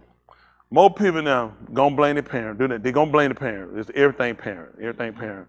Let me tell you what parent, I'm gonna tell you this because I happen to be one. Parents are these people first time. So there's no way to get it perfect the first time. Just no way to get it perfect the first time. You learn it, this is the only job you learn as you go. You don't go through a class of pregnancy to graduating from college and then say, okay, now baby, get ready to come. So now, I'm ready for everything. First walk, I'm ready for teeth knockout when you fall. I'm ready for stitches. I'm ready for broke leg from baseball or basketball. I already been trained. All this is everything we're acting to. Because it's happening now. And I don't know what doing. This is how I process it to do it. So now when you come back and you come to me 30 years later, one time I broke my leg and you was screaming. See how stupid me. Because you used to break your leg every day while I've been comfortable, I've been used to it. you got to understand, a parent deals with so many fears. Failure, especially if it was something you hadn't seen and you got to demonstrate it. You got to deal with the cost to you. You got to deal with self, putting you in front of, making sure you have, deal with you getting sick, taking you places. So you got to excuse us that we make these things you call mistakes, and all of a sudden you so scarred, and let's see you do a much better job. Because let me tell you what should have happened. When the first bad parents came on the scene, everybody else should have had it perfect after that. Should have been perfect. Cause I don't care who it is. You can't raise your child. You can listen to other people's advice. You can't raise your child the way everybody raised them. Because every child got different temperament. You can have twins, quadruplets. They're gonna have different temperaments. It's gonna be some you can just kind of look at them, whole world bust. It's gonna be some you're gonna pick the whole house up and slam it on it. And they ain't gonna cry. You say, I know what I'm doing. I'm gonna get my gun and shoot you. You like, I don't know where you came from. You're an alien. Do you ever feel like any one of you might be an alien? You can't figure. How many of them are who's just alike out of 8? Which one just alike? Similar. So sometimes you mistake them, they so close. Same mom and dad. So you gotta look at it, and then how many times you probably heard you favor one over another one? Well, yeah, probably one time. I said that, but because you deal with each child different, because every child's temperament is different. You got what I'm saying? And that's the same way he deals with us. Every person's temperament is different. Sometimes it takes a little more to get some people's attention. Sometimes it don't take that much. They got in where they got a sensitivity. You know what I'm saying? We didn't have a car alarm back then. You walk past something, the thing will go off. You say, you know what I'm saying? It's too sensitive. You got to cut, you don't kill your battery. You got to turn it down some. You know what I'm saying? So that's when you start learning. It's a sensitivity level with us. Some people just hard, straight down. He just got to beat you down and break you. Unfortunately, but you guys just be beat down and broken. Let's look at this. Come on. So they held over his head his guilt, his accusation rope. Come on. This one is Yahuah the Malak. I got into the mood. 28. Come on. This is we're 38. Where you at? 38. 38. Yes, sir. That ain't what you just said, eh? Yes, I was finishing. 37. I'm sorry. Come on. I missed something. Yes, sir. Okay, go ahead. This one is Yahuah the Malak of the Yahudim. Come on. They crucified 2 robbers with him. What were they at? One on his right. And what? One on his left. And where they put him? In the middle. That's right. That's the middleman. That's the middleman right there. So you call him the middleman. It's man, he's just the middleman. Isn't that right? That's all. He's just the middleman. But it served a purpose. See that the 22nd chapter of the book of Yahuah. See that 22:28. Yahuah. What did that tell them what that mean? Elohim strengthen. Yahuah, all. Yahuah. Means Elohim strengthens. Make it 26. Let's see what it is. Listen.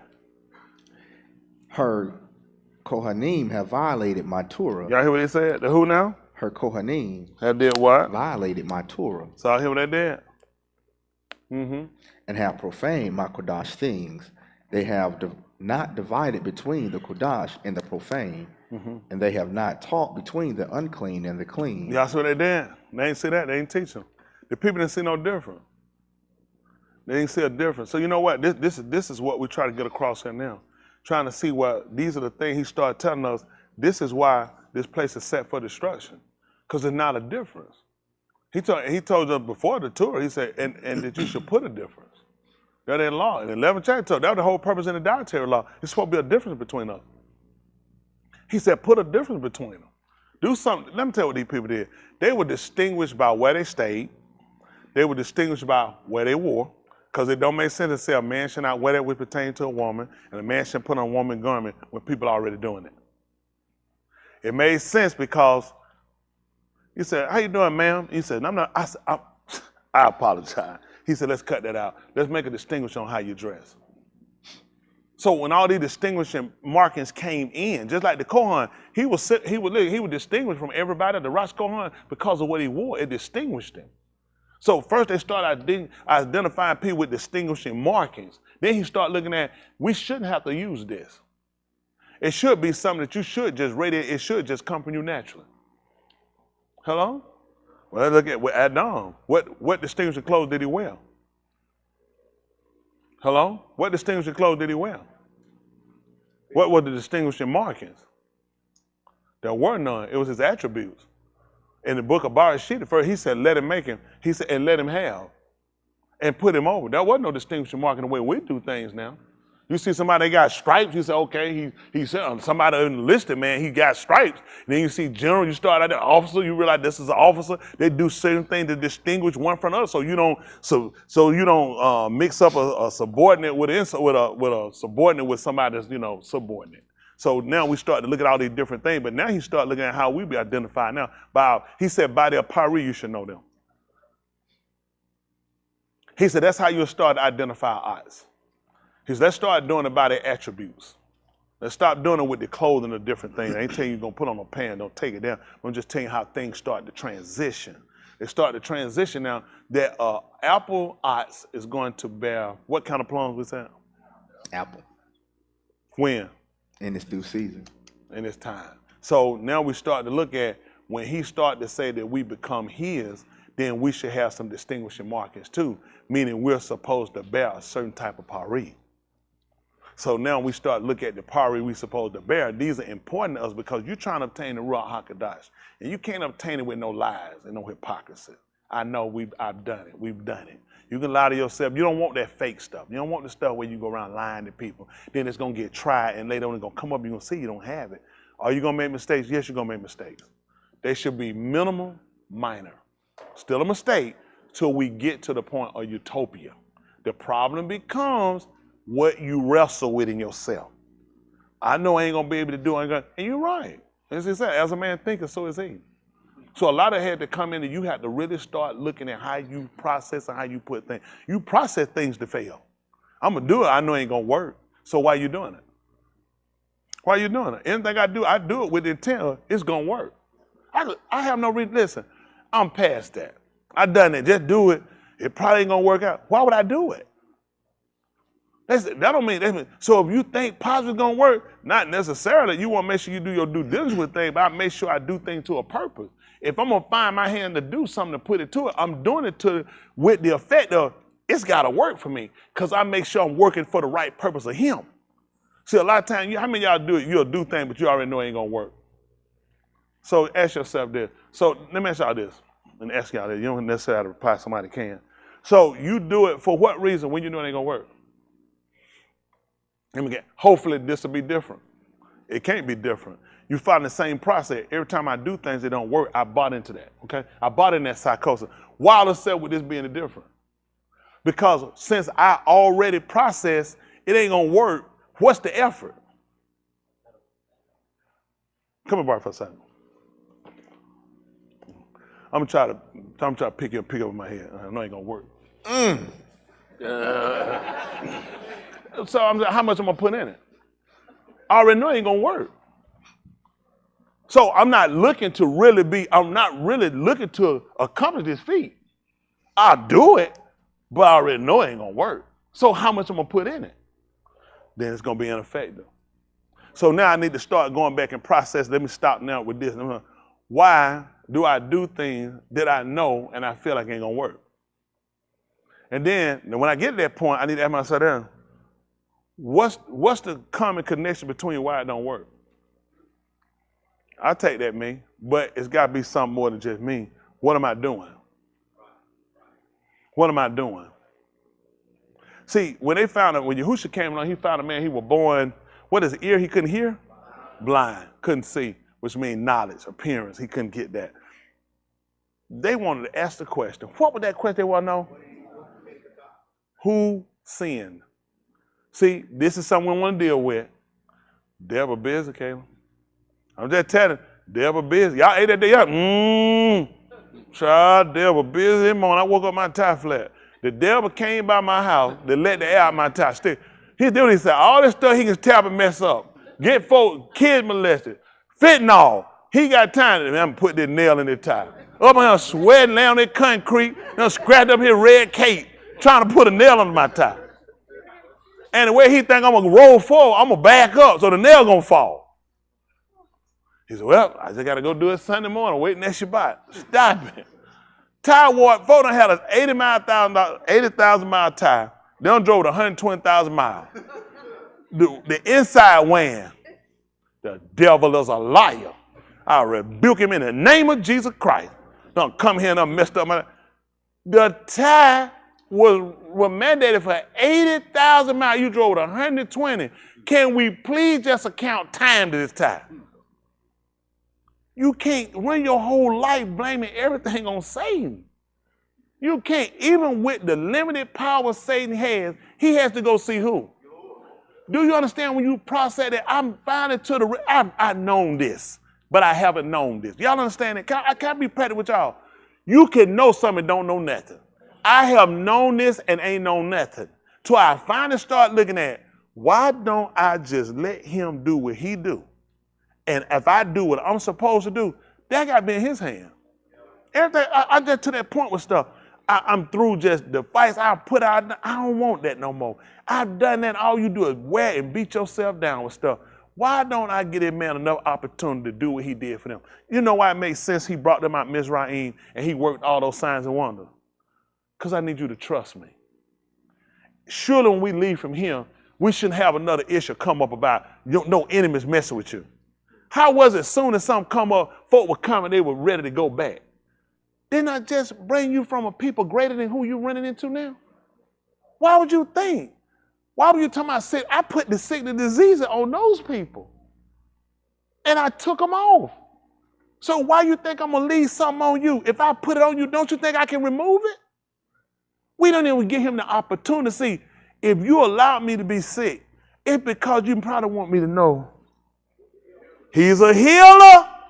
But if I want to allow him to do that, because I panic and quit and say, I know you ain't want me saved, and now you're going to kill me with a sickness. How you know? I'm trying to build your almanac in me.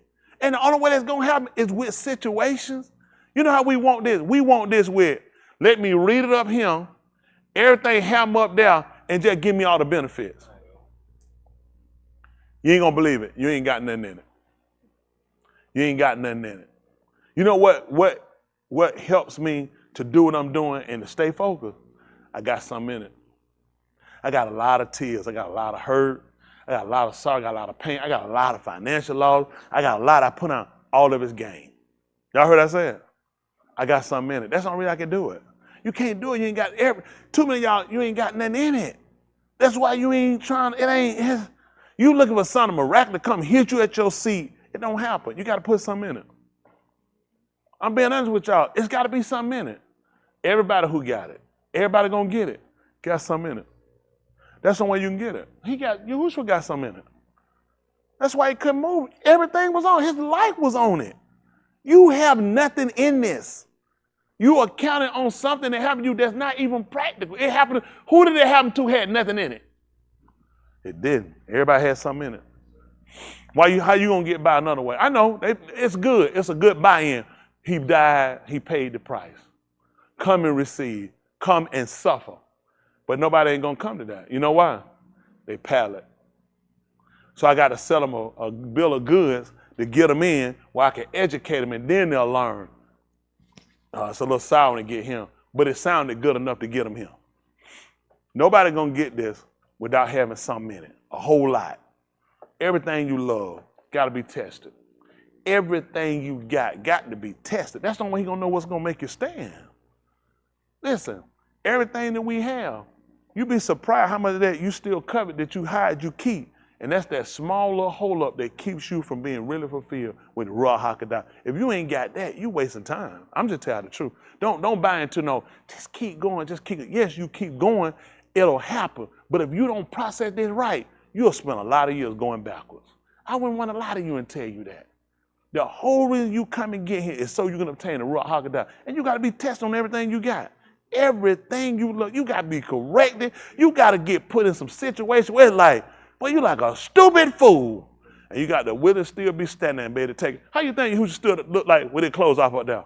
Man, that's what I see, the Ben Allah. You heard they called the Ben Allah he was standing there naked. Y'all heard they said, oh, definitely. He definitely from Shamayim. You remember when they were doing that? When they were slapping him, they were saying, Oh yeah, Shama ain't bound. I can see him up in heaven now. Nobody. You know when they said it? After the man was dead. That's bad.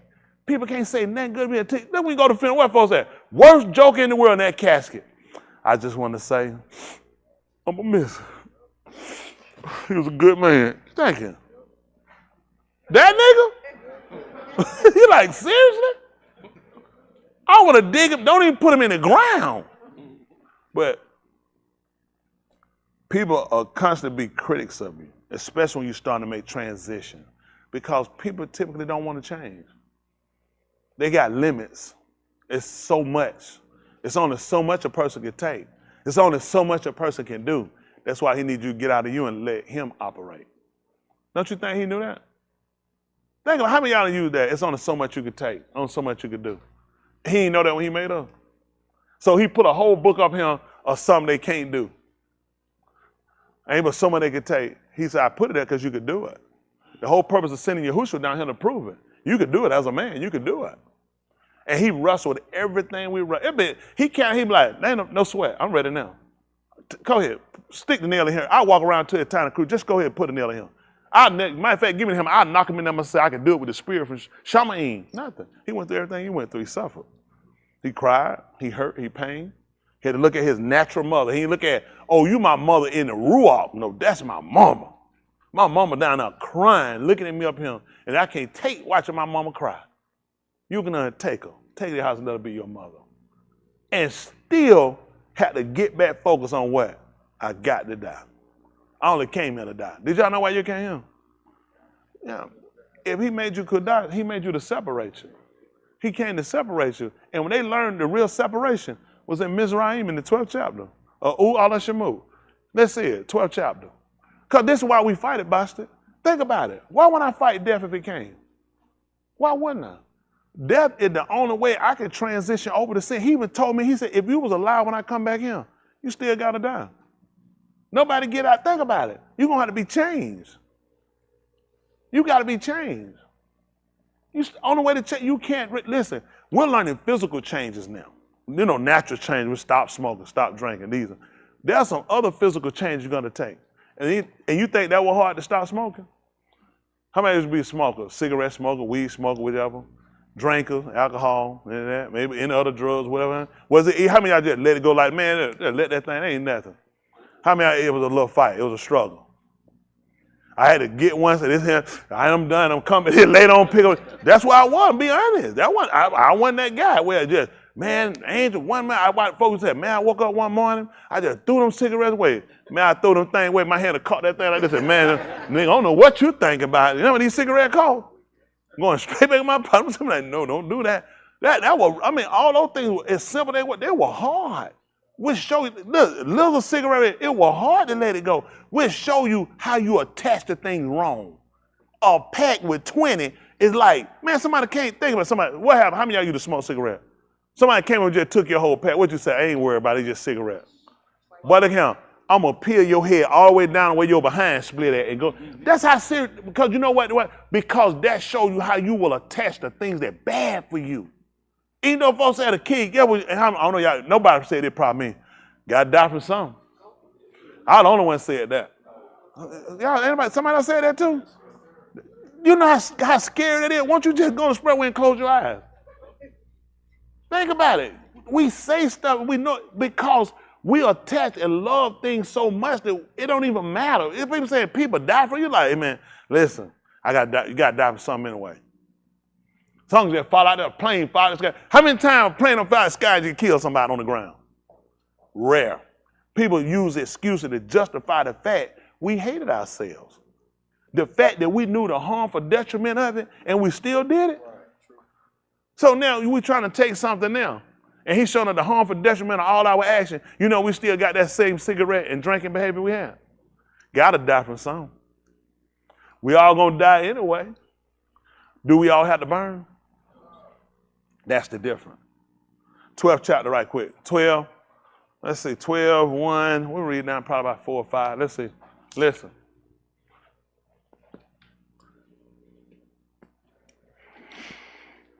Now Yahuah said to Moshe, Alah Shamuth, they call it Exodus 12 and 1. Listen.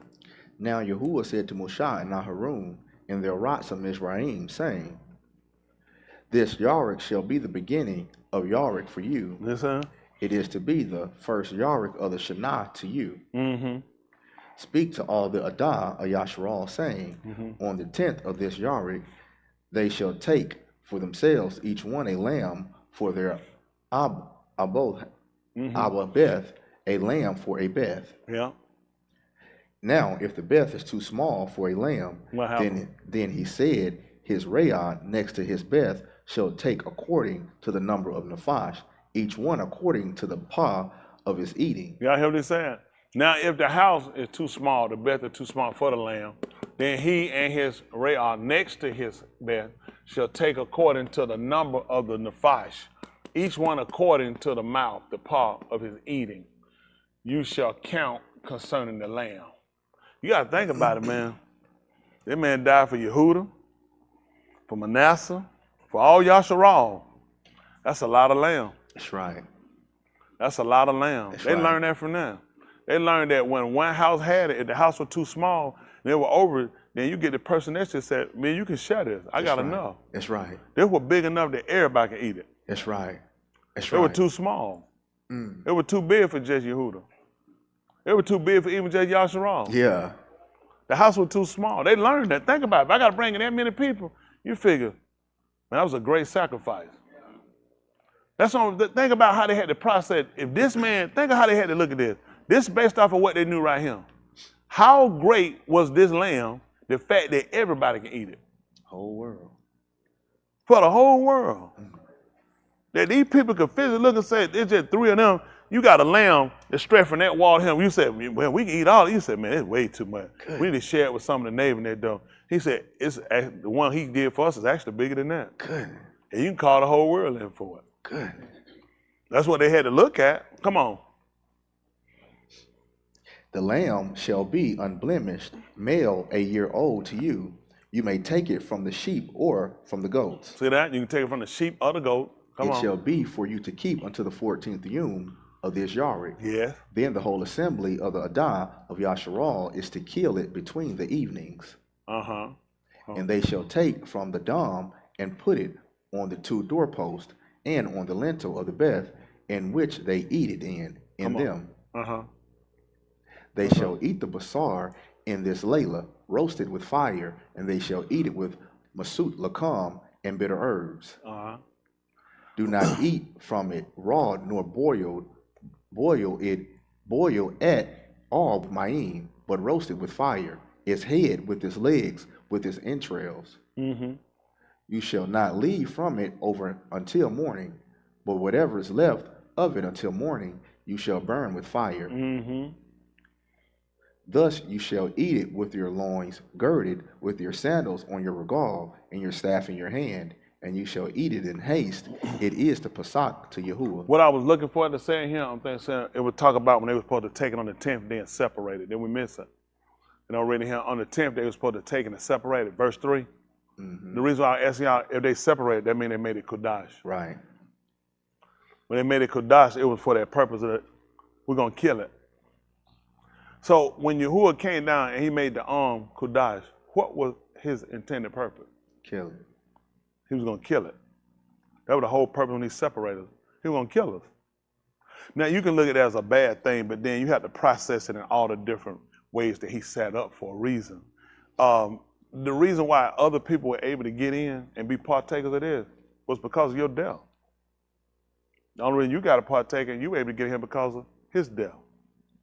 See, the lamb didn't have a say or an end on whether or not it wanted to be killed or not. He just looked at, I needed something that was to perfection so I can use it where I can gain to get others in. So when he set us up, he only put us here for his purpose. See, his purpose hadn't been met because we, not being understanding who we are and sheep for the slaughter, because we looked at it as that's a white man cracker teaching. I've been white man cracker trying to teach the black man to let the police kill him. No, that's not what the purpose was. He was looking for a people that will have a certain type of mentality. A sheep has a certain type of mentality. It's humble. You'll never see a sheep try to fight to defend itself. That's why he constantly uses that and reiterated a purpose of the lamb and using it because it doesn't defend itself. It'll cry out, Right. but it don't fight. Right. That's what it looks. See, when Yasharal was in Mizraim, they fought their behind off down there, tooth and nail. And Yahuah said, you know what? I got the gloves too. He said, no, I heard your cry. He realized they weren't going to defend themselves. They were defensive. Those are the type of people he would come to defend. See, people that can fight and defend themselves, they don't need help. He was looking for some people that wanted him to be their Elohim, which means they solely trust him for everything. For their eating, for their drinking, for their healing, for their direction, for their prosperity. But for us, we'll trust him for whatever he's doing on the side or whatever I'm doing. And he don't work like that. He said, I'm not a side hustle. I got to be primary. But we learn how to move him from primary and move him to last, and we still want him to work as though he the first. Y'all following with me? See what I'm trying to get up to? You're trying to accomplish something that's really outside of your reach and ability as long as we're in the same state we're in. The state won't allow it. It just won't allow it. Because it's like, who just went, let me do this. Let me see this for a second. Let me borrow for a second. I ain't used you before. Bruce, let me borrow for a second. Come on, son. Take a second. You ain't getting no check. Right. Hold on. Ryan. That's right. I don't want to move too fast. Can y'all see, everybody see Bruce? All right, let's say something for man. I want you to fall back and let Yahuah catch you. That's right. There I come. But he said he ain't. You saw what he did. Why? But I mean, what you did, what normally we would have done. Come on, and I used that, and that might not have been the best, but this become the issue where he wants at. He needed him to be able to trust him enough that if he didn't, he knew he was able. See what he did till we'll do. I'll mask like I was going. I'll pretend like I do. You see what I'm saying? And you don't realize this is how we operate. Am I condemning? No. I'm trying to get us to see, first of all, where our problem come in. Where's the defect? Think about this. If we confess with our mouth, okay? Confess with our mouth. Who don't have a mouth? Let's do that. Raise your hand, you don't have a mouth. Okay, so everybody got a mouth? Okay, so you confess with your mouth. That means you say what you did out of your mouth. And if you believe in your law, who don't have a heart? That he raised Yahushua from the moot. Okay? Then you're going to be saved. Okay? How many of y'all got a mouth? How many of y'all confess? How many of y'all got a heart? How many of y'all believe in your heart that he raised him from the dead? Okay. You ain't got to get scared. I'm not tripping you. I'm not trying to trip you up. Okay. So you believe that he took a man that was dead, who was lifeless, and got this man up. Then live like it. So we don't. Because that's not how we live. That's not how I live. I'll be lying if I told you I did. We all be lying. We don't. See how, so it was easy for everybody to raise their hand and say they did it. So that means if I believe that he raised him from the dead, so you shouldn't have a problem if I shot you and kill you. Because what's going to happen? Because you're going to die and then you're going to wind up burning, you're going to go to hell. Let's be practical. That's why you're going to fight it. That's why I'm going to fight it. So, you know, how many times we heard that? If we confess with our mouth, believe in our heart that he raised. So how am I supposed to believe that? I'm supposed to believe it that if I die, he's going to get me up. So I don't have to fight for my life. You know, people say, man, what you doing? Man, nigga fighting for his life. He said, I don't know why. He said, if you're going to fight to keep it, he told us what's going to happen. You're going to lose it. He said, but if you lay it down, you can pick it up again. How much of that I believe? You tell me how much of it you believe. How about that? How much of that you believe? Can't let nobody take your life, man. Everybody done jilted you. Don't be stupid. They take your life from you, man. That's it. You done. That's how we process. Because we're not there yet. But the purpose of us learning the word correctly is so we'll get there, to have the confidence. Do y'all understand? Listen, I am really sincere about having us obtain the Ruach HaKodesh the correct way and not no foolish thoughts. Because a lot of stuff, I'm just ready, it's foolishness to it. And you ain't come here for no junk. You ain't come for no game. You ain't come to be hustled. You ain't come to be played. You ain't come to be lied to. This man needs us to believe it too. If I believe he raised him up like I do, why am I ready to fight to kill for my life? Because I feel like if I don't, ain't nobody else going to do it. Let's just be practical. If I don't stand up for myself, who going to do it? If I don't fight for my right, who going to fight for them? And you know what he said? He said, that's why I can't use you. The purpose of why he came and got them out of Mizraim, the way he restricted them and brought them out and wouldn't let them fight. Because I need you to know I'm fighting. The reason why I want you to get nobody else to help you, I want you to know I heard. When I sent him, I told him to tell you, I heard your cry. When you saw, I heard you. You know how many of us want him to hear? How many of y'all feel like he don't hear you sometimes? So what would be, that's so important. But then you got to look at, what are you doing that separates you from every other cry to listen to you? What have you restricted yourself to that he can say, I can hear Bruce. I'm just using it for example. What are you doing? Don't just say, I'm trying. What's that? What is the answer to? I'm trying. That means I'm doing a whole lot of something. You can't tell it. I'm doing. These are not correct answers. I'm doing. You're masking. Let's be honest. If you're going to fix this, we're going to fix it. We're going to sit down with the truth. Y'all really trying to obtain the Ra Shyth? Hey, brother! You good, man? Don't worry about it. It just happened. He was a little behind. Hold on. There he called now. He said, yeah, he's something right. So, to get this, we got to first understand where we are. Confess with your mouth. Let's just be honest. We ain't tell everything. We told enough. Okay? But in order to fix it, we have to be honest. We learn to tell what we can tell, what we can justify with a reasoning, then what we can still keep, because we still need, even me, we all got something we do like that. Can y'all do like that? We all got a little something. That's good. We all got it. It makes us feel better. You ain't got everything. Y'all remember Life? When he told me that cornbread, me told him, he ain't get my cornbread.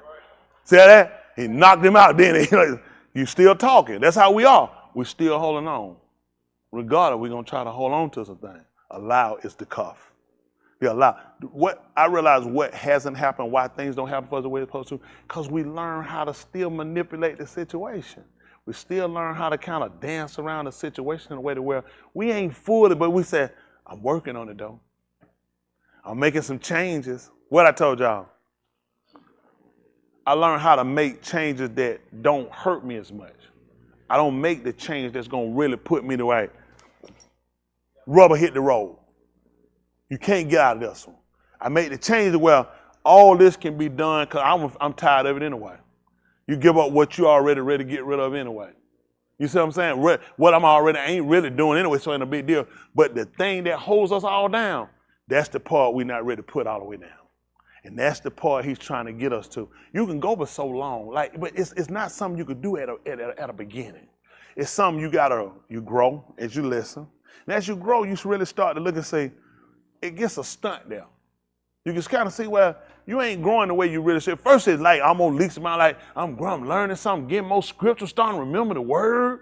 And then some preacher had questions. I know like the verse, I'm starting to get answers right. But then it ain't about how much you put out of your mouth, but how much you really keep inside and how much you got of him. And how much you demonstrate in your walk. People got to see change with y'all. Y'all remember we used to use the word? Y'all remember we were using the word? And y'all remember I came back, started back using them? And you know that purpose was to show people, you can be restricted. Now when I say, I slipped up again. It's all about what you want to do. It was for a purpose. See, because I fight it get comfortable with easy, nice words. He's like, well, he said, stop it then. That's where we are. See, he needs somebody who can do that. He don't need nobody, I ain't like that. I ain't one of them niggas. I ain't that kind. I'm that nigga. When I cut it on, nigga, I'm 100. There you go again. How many times we mask stuff and we try to justify it like this just how I been. He didn't call us to be how we were. He called us for a change. All of us got stuff of how we were. How heritage. But above all things, I would that you. What was again? Above all things, prosper. And what about the coughing and all you got going on? And being what kind of true health? Even if what? Even if you're nefarious prosper. I'm for he's for everything. You have felt like he hasn't been. It is because you have bought into something. You have bought a bad set of bills about this man. Think about it. They had us on, as long as you're saved, it don't matter if you're homeless, if you're on the street, if you're living. Like, where you get that from? It's about shalom, it's about prosperity. Who's going to buy into homelessness and come to him? The only way you're going to come, you have to see a benefit. If people won't take certain jobs, they better pay them like, that's good. Listen, man, you don't work on weekends. So what about the benefit? It's a benefit, man. I told you, listen, I'm needing the benefits. Because what I got going on. Some people can't take a job and ain't got no benefit. You ain't going to believe it. I wouldn't take this job and they have no benefit. They got the health care. It's got everything I need. That's the only reason I took the job. It's got everything I need. So you need to consider, you take it, basically you're agreeing to work for this man. You sign a contract so you're going to work with him. You need to know the benefits and what did this job allot? What does it allow? Why am I going to stay with this one versus taking it? I can go back to work for Satan. Unless it's going to be beneficial for me. I got to see something now that work past just payday and past retirement. After retirement, what I got to look for then? Death. So I need something that's going to supersede that. That's why I'm with him. That's why I work for him. When I get to what I can't do, I need somebody who can still operate. Y'all got me? You need to look at why you here. You'll wind up putting a lot of years in and you'll never get what you came to get. Because you done bought into somebody else conversation, somebody weak, straggling, complaining about something because they don't want to get over their self. Most of the stuff we got hanging ain't never self. I use that stuff. My dad was an alcoholic. They ain't had nothing to do with nothing. He was daddy. That's what he is. Nobody, what you want? Why I put that father no best? Everybody care to put their parent down. People do what they do. That's who they are. They're people. You're a failure. And we're going to put on our parents? Everything on our parents? Are you serious? They're people, human beings. They make decisions just like you made them. What about the bad decisions you made? Come on, folks. People spend their whole life trying to blame somebody. Why won't you take responsibility for you? What about all the people who grew up with no father, no mother, raised by grandparents, raised by aunts, and come up and be success stories? Because of choices. Choices. We can use people, blame people. All you're going to do is just keep yourself straggling. Find an excuse to quit. Find an excuse to cry. Find an excuse. I ain't looking for no excuse for nothing. I blame no one for my life. I had to take responsibility for Tony Smith. Regardless of what my past was, I have a choice in my future. Can I go back and change my past? No. I can make better decisions today.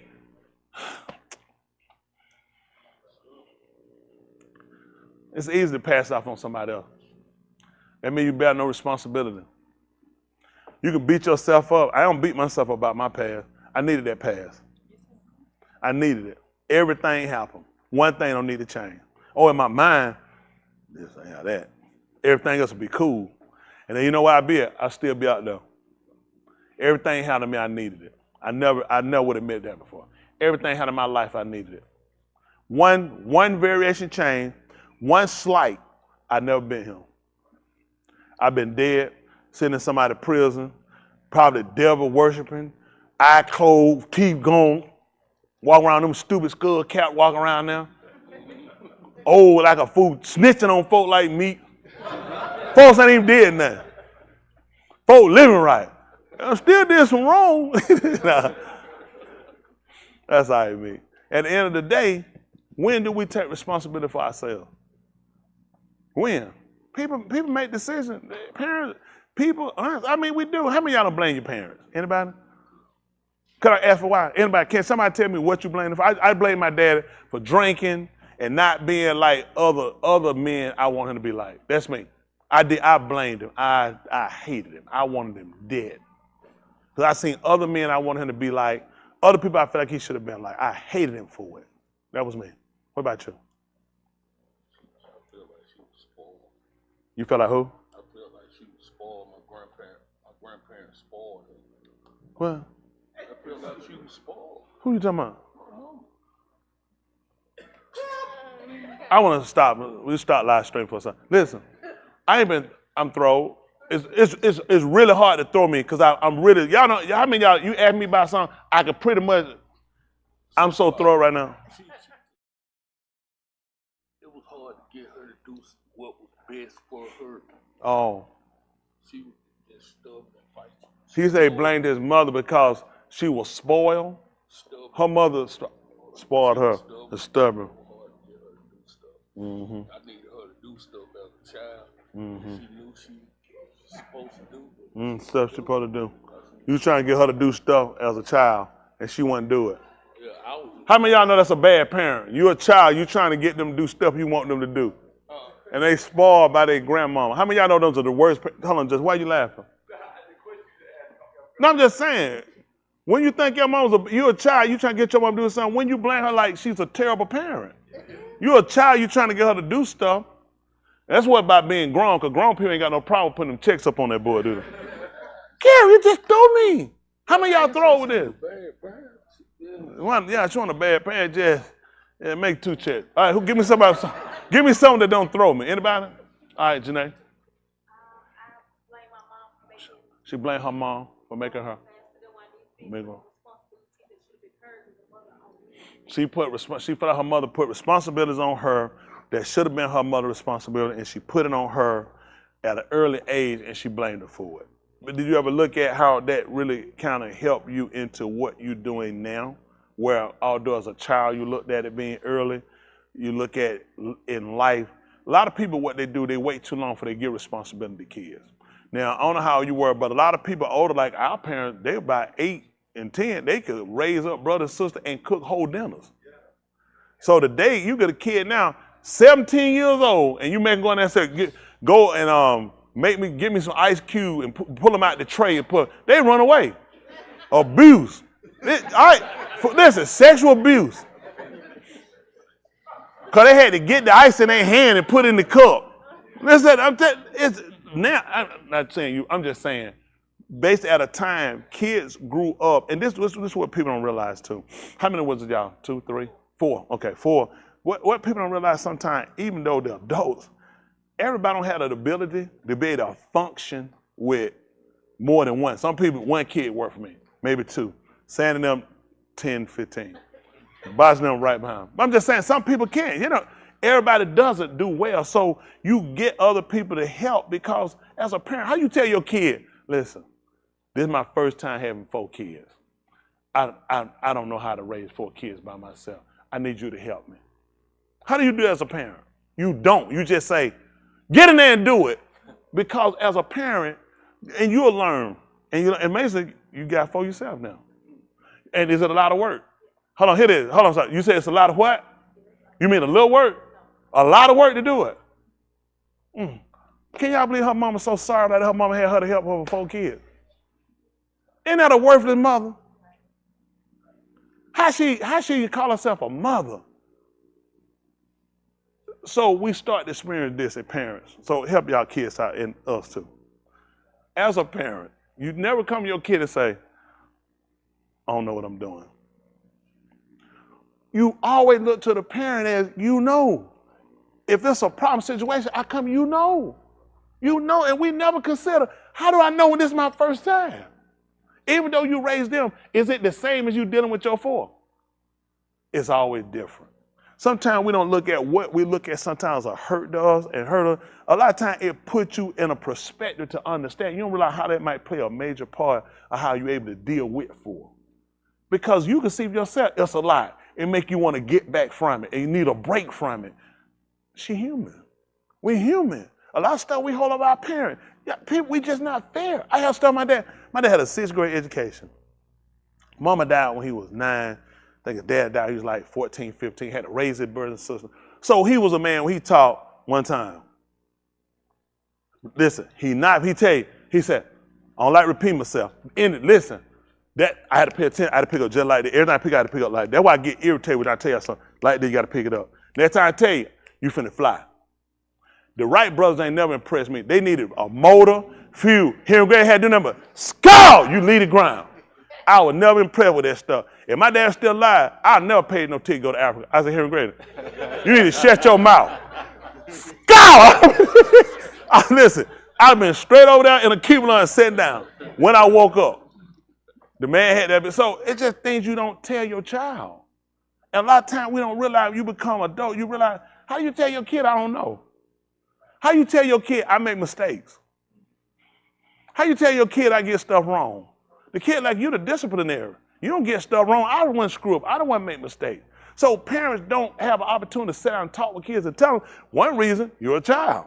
Another reason, you might not process it. I'm not in that place where I can talk comfortably like that to you. And a lot of times you got to be able to give people leeway or break to grow. Because when you become a parent, you're going to learn becoming a parent is a whole lot different when I was a child. I was a critic of parents. You can criticize. Listen, as a child, I can tell you, don't whoop me like that. Come on. You don't know nothing. You real stupid. Barely touch me. Barely touch me. And let's make it quick. I could have taught him. Him and my mom, don't be funny. You too loud. Let me go over here and you stay here and say, Tony, stop doing that. Yeah, like that so don't hurt me. He'll draw and make me feel bad and cry. I could have taught him. But when you become a parent, you don't realize I hollered, I yelled, and I slapped, and I hit, and I kicked. And you realize that's what we do. A lot of it's out of fear, not wanting nothing to happen to you. A lot of times you act out of fear. You feel like something happened to you, you put yourself in a bad situation, you get somewhere and I can't get you back. So a lot of times when they beat us, when we did stuff, it wasn't because they wanted to dead, it was because I don't want nothing to happen. And I don't know how to set you down and get across. If something happened to you, it would kill me. So get what I say. I'll kill you. And all they just told you was, if something happened to you, it'll kill me. How many of y'all agree? We don't, parents get some of us have gotten just a bad rap on, don't get me wrong, they are bad parents, okay? But it's because there's no book. Where you get the book at? Where you get the class? It's hands-on. And here you stuck with, you process how to do this and do it correctly. You're gonna go back and look at certain things. And as a parent, you always leave room to go back and see where I could do something different. I could do this a little different. But don't come up with now, because you learn from them and you look at doing things a little different, that you become better than them. These people come through a harder situation. A lot of them, my parents came through segregation. They came through a lot. You wanted better for your kids. A lot of them, when they came through, all their parents knew to beat them. Their parents came through slavery. So their parents, everything they hit you with, whatever they could get. One no better tell them something. Come on in here now. Come on now. Man, just pick up something, just bust you in. My dad would tell you, he said, I'll bust your head off, nigga. It wasn't no, Tony, please don't make me discipline you. I'd be like, I like this, Father. Father, I really like this conversation. How many of y'all parents, how many when it was whipping, it was threat to kill you? Why y'all think that was? What would the slave master tell the slave man? Slave, I'm going to have to discipline you. I'm not going to kill you. I'm going to talk like I am. Because I have to talk to you like as the master and you're the slave. They put the threat of killing you because that kept you from escaping. That's how they used to communicate to keep you, to make you do what they wanted you to do. So our parents came through this situation where their parents were people that were beat. Their parents were beat. So what you think they passed on us? Beat you. I'll beat you. What they said? They ain't know that. I'll whip you. Anybody parents say, I will whip you? My parents, the word was beat. Don't make me kill you. I'll bust your head open, nigga. Don't make me kill you. How many of y'all heard words similar to that? Amazing. He ain't getting no whipping. Oh my goodness. Come on. Come my brother just called. Come on. Boss, you good with this? You heard Boss? He said, look at Kendra. Y'all hear this? Y'all know Kendra didn't end up getting no whipping. She said here looking around, she said, y'all niggas need that beating, didn't you? You ain't get no weapon.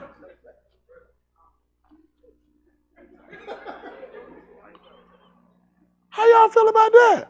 How many of y'all don't like that now bit? That's crazy. Goodness. Now that throw me again. I mean, all we heard were words that invoke violence. And those same words still radiate in us, and we started to react out violently. And sometimes the violence might not have been toward people, and it was, but it really wound up being destructive to us in our decision making and how we process things and our decision on how serious we should have took our salvation. And the reason why we're having this conversation, because I want us to get down to the real nitty gritty of when Yahushua, when Philip, he met the eunuch, the eunuch was reading the writings, the Kitab, the writings. And when he was reading it, he asked Philip, when the Ruach told him to join himself to the chariot, did he understand what he was reading? And he told him, how could he, except some man guide him? And it said that Philip started where he was and he proclaimed to him, preached, just proclaiming. He started proclaiming to him what the writings were actually saying. How he was led to a sheep to the slaughter. And like a lamb dumb before his shears, so open he not his mouth. So in his humiliation, his judgment was taken away. He was humiliated. How you do that, man? You the judge of the whole world, and now you being judged. You know what I heard? I'm telling you what's funny. Watch, go look up on your computer, pull up, watch judges go to trial. You'll see, they don't know how to, it throws them. Because they're the person you to pass the sentence. They're the person you to do the condemning. They're you to listen, you close your mouth when I'm talking. Next time you talk, I'm going to have you arrested. And now they sit here looking at, wow, this stuff I said to people. And that's been said to me. Yahuah look at things, he don't say to people the judgment passed or death. He said, it came to me.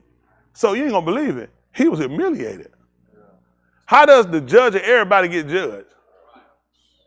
There wasn't a right judge that came up, but now I sit here and I'm the person judge everybody and I'm being judged. But you know what I also do? It lets you put in consideration, how does it feel when you condemning other people, when you get condemned? Sometimes we forget about it. That's why I told you a lot of condemnation.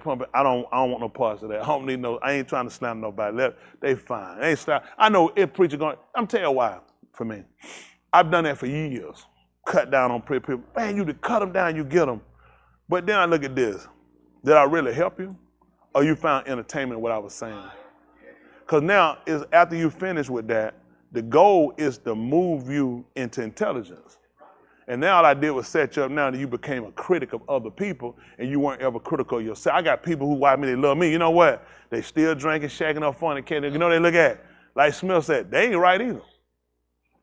It really gave them a pass to feel like, them guys out there preaching ain't no better than me. I might as well keep doing what I'm doing. See, why you think you getting people to see something, sometimes you could be hurting them. Because I did give them a justification. That's why I don't go nowhere now. Because ain't nobody right. I never taught them that. Because people tend to pick up what they want to hear versus what they need to hear. Where you need to make changes at, with self. What you need to really consider, you came here for something, confession. But this is another thing with confession. Do you believe it's wrong? Just being honest, there's a lot of people confess. There's people confess to murder. Ain't because they believe it's wrong. Like, that's what you want to hear, you'll give me a deal. Yeah, I did it. Confess the drugs. He's like, well, he confessed he had the drugs, so that means no, that's confess because you say you're going to give me a deal. I ain't confessing. Not you, Mick, you told. But so, when they give a man 2 days in jail and he had a life sentence, what you told? Who are you told on? And they let him out in 20 minutes for good behavior. Who are that man told on? No. They say he put on that, yeah, and J. Edgar Hoover wore a dress. Like, man, come on. So anyway, but the thing again is really looking at how much of what we read we really believe. And now we're talking about believing it to the effect of you demonstrate it. If you really believe that he raised him up from the dead, how did he die? How did Yahuah die? Crucified. What's another word? Slaughtered, murdered. So if somebody murder you, if somebody slaughter you, what's going to happen? What's going to happen to you? I can't hear. What's that, sweetie? That's how you live. You say you're going to be dead. But then if we got the confidence that he raised him from the dead, I don't want you to be afraid. If we got the confidence that he raised him from the dead, he was murdered. He was slaughtered. Then our confidence should be, then just like he raised his body from the moot, he also gonna quicken my body. And now I got it. Now he wants me to live to that effect. Don't just go around quoting, because everybody can quote it. Live to that effect, meaning that I don't have to fear death to the way I used to fear it. That somebody's just gonna take my life or sniff my life out and that's it. No, so I'm gonna take your life, I'm gonna give it back to you because you live into an accordance that I gave you. So because you're willing to live to that attribute, then I'm going to do what I said I'm going to do. But don't look for me to do nothing for you if you're not going to live to the entire obligation of trusting me that I'm going to give it back. See, a lot of times we have fought our lives of people taking from, I got a situation now, people, they going to take from, they take it from, you know, and I said, I'm not processing, I'm not that.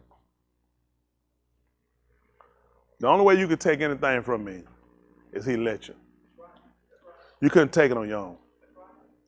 That been, I ain't not, they ain't saying, oh, I'm no bad person, not, no, it ain't that. He has to allow it.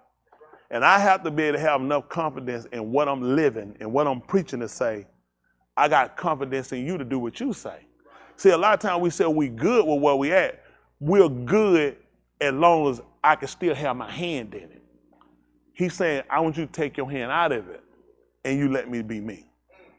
That takes a lot. And that's growth for all of us. I'm just telling you, they ain't been me. That wasn't me. That wasn't me. I can admit that. That wasn't me. No. You still operate. I'm more like Yahuah. My Abba work and I work too. He working, I'm working. He gonna kill you later, I'm gonna kill you now. That was my problem. Y'all want the truth? We ain't gonna get better until you get right. Getting right is, you know how simple that is? That if I confess what I done wrong, if I believe in my heart that he raised this man, he said, man, I'll save you. How simple is that though to say it? That means you really believe. Yeah, people say, man, you buy that stuff. That Shakespeare wrote that junk. Y'all believe that stuff for real? Buy that stuff out. Turn water to wine. How many men you know how to do that? So he's saying, I need somebody for demonstration. I need you to go through and demonstrate what I'm telling people that I did. Because they don't believe me. He left. So when he left, he just left witnessing.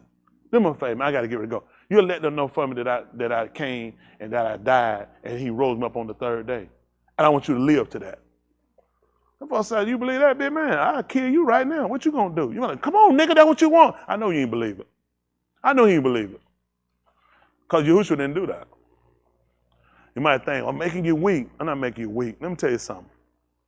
I couldn't realize. I'm sorry if I'm holding y'all too long about me.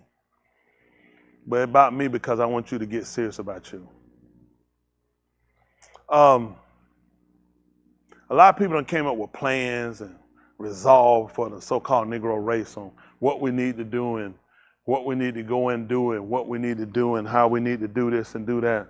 But a lot of times people have looked at the whole totality of our people as a whole. We're not that group of people. Our people need a lot of teaching, a lot of information our people need. The fight that we're trying to have, even with white America, trying to get equality, trying to get justices, trying to get reparation, trying to get it. Just be honest, we've never really repaired ourselves.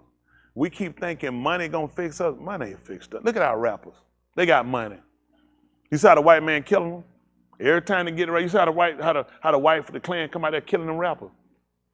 Be gunning them down every time you look around. Who killing them rappers? And the rappers killing them got money. So money gonna fix our problem. These guys ain't gotta care for nothing. They got money and all they doing is slaughtering each other. And they give us bad information in their rap that make fools out of us that all our women hold. They forget they got a mother and a baby mother. But all women hoes. And all niggas faggots. And they forget they supposed to be a man. And they dress homosexual. So money not our problem. Our real problem is getting our identity back. Because we've allowed getting these things to make us live like these people. We become soulless. We disrespectful to ourselves. We don't care about one another. And that's essential. In every society, there has to be a care. Even when the animals that are single-territory hunters, they still come together and mate without fighting. They still come together to an agreement to get something done. Why is it we are people that needs people, who needs human care, who needs affection and touching and other things we have? How is it we to the point that we so destructive we can't come together to see everybody want to be loved? Everybody want to care. The bad nigga out there, everybody walk up and hug you. He only fight you because he's trying to keep from crying. These people that don't buy that stuff. People really not. People hurt. People just like you and me. Masking, they hurt. They're afraid to say who they are, where they are, and what they need to do. They're afraid because they're afraid they're going to get left out there, somebody's going to make a fool out of them. Only way people make a fool out of you, you have to see yourself as a fool.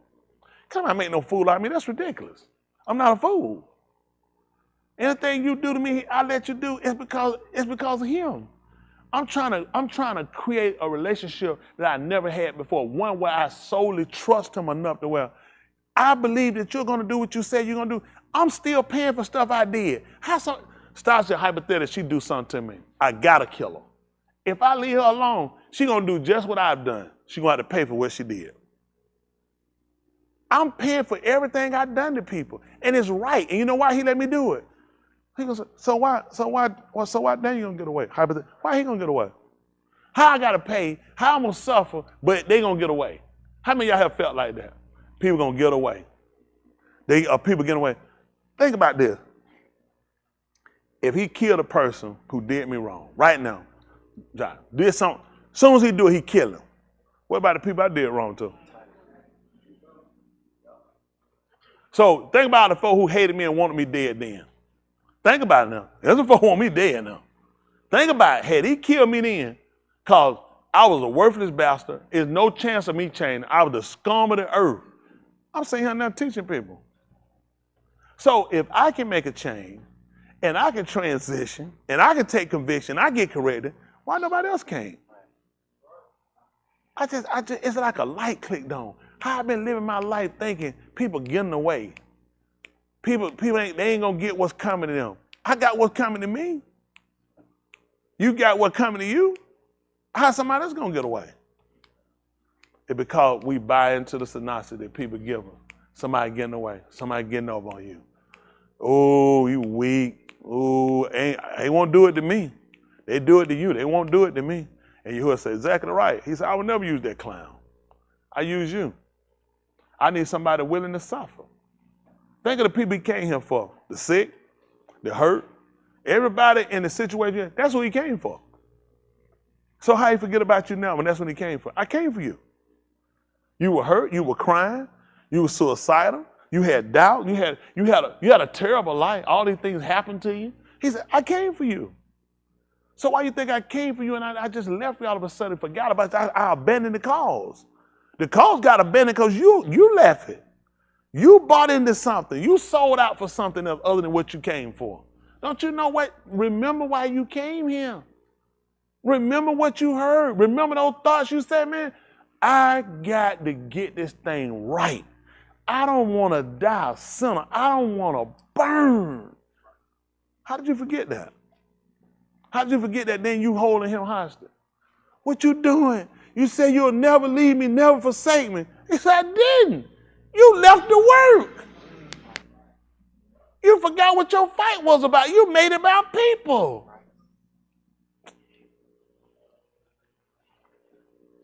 I'm sorry, I talked about myself. But it's time for us to get real. You're going to run your whole life, and you're going to be a fake and a hypocrite. You shouldn't do it. You did it so long. How much has it really helped you? Everybody, how long does it help you? You're just going to fake your whole life out. Then you're going to come into reality when you meet this man. That's the purpose of why we're here. Time to unmask.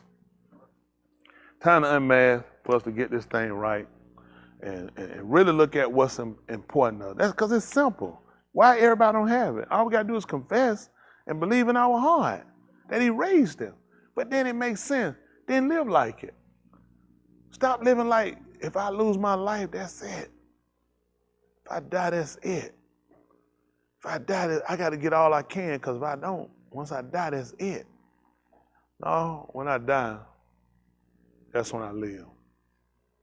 Forever. He needs you to understand it, and you got to believe that. You got to live like you believe it. You got to start living like, I die, that's it. I'm going to go and that's going to be it. No, when I die, that's when I start living. Y'all got it? That's it. You're going to have to believe it. How many of y'all really want to be saved? That means you got to listen. Now, guess what's going to be there? Doubt, disappointment, hurt, anger, frustration. Just everything. Got to fight past it. Y'all don't think I had to do it? How much y'all don't think I got to deal with it? Every day. All day. Never an excuse. You ain't gonna believe it. I got the same obligation you got. I can't go bust out crying to him. I know I cry sometimes. And I cry sometimes because it just get me where I just get. I'm just appreciative. I'm so appreciative. I don't cry because I'm sad about it. I cry because it just overwhelms me, just like, man, where I was. It's like, how did I get here? It's like he picked me up and put me on a pathway I never would have chosen for myself. I didn't even think I was worthy for something like this. I'd have looked this, I'd have kept walking. Man, that ain't even my cup of tea. That ain't even me. I had bought into this my life. That's it. And you realize that's not it. You can make it and end it. Or you can just come in reality of, you can change. You ain't got to keep being the person you are. If you don't like it, don't do it. Stop being afraid of change. Stop being afraid of, I'm going to lose somebody. But if it's for the better me, it's good I lost you. If it's a better me, it's good you lost them. I lost a job one time. It was a good thing. If you made a change to do right and you lost them, did you really lose? Because you got to start doing your value system when you're saying where you're losing and where you're gaining at. A lot of us gaining things that's temporary. You're not gaining nothing eternal. And the whole purpose of coming here for, we're trying to get a long eternal life. And you can't get it the way you've been going. How many of y'all gonna start really trying to look at this, how much you really believe that he actually came and he died and he raised him from the dead? Now, how you gonna prove it to me? That's how we gotta do it. We gotta live it like that. So stuff ain't so important. I'm telling you, it's some stuff, I'm telling you. Back here about a month ago, there's a couple people here that been bust over, for sure. At least, I'd have gave them something, but it ain't there now. I'm appreciative. Because, I start looking at too, I don't want to lose that time and you lose. I had to start factoring in time I take out to deal with some of this stuff, you're going to lose. And y'all put too much in this to lose. You put confidence in me, y'all come here. I don't take that lightly. Don't you ever think I take that on light thing. When people entrust their soul, that's the most precious thing you got. And you need to know that somebody cares. Somebody understand what you're feeling, when you hurt, when you're going through, when you got doubt, when you don't know how you're going to make it. Never forget about you.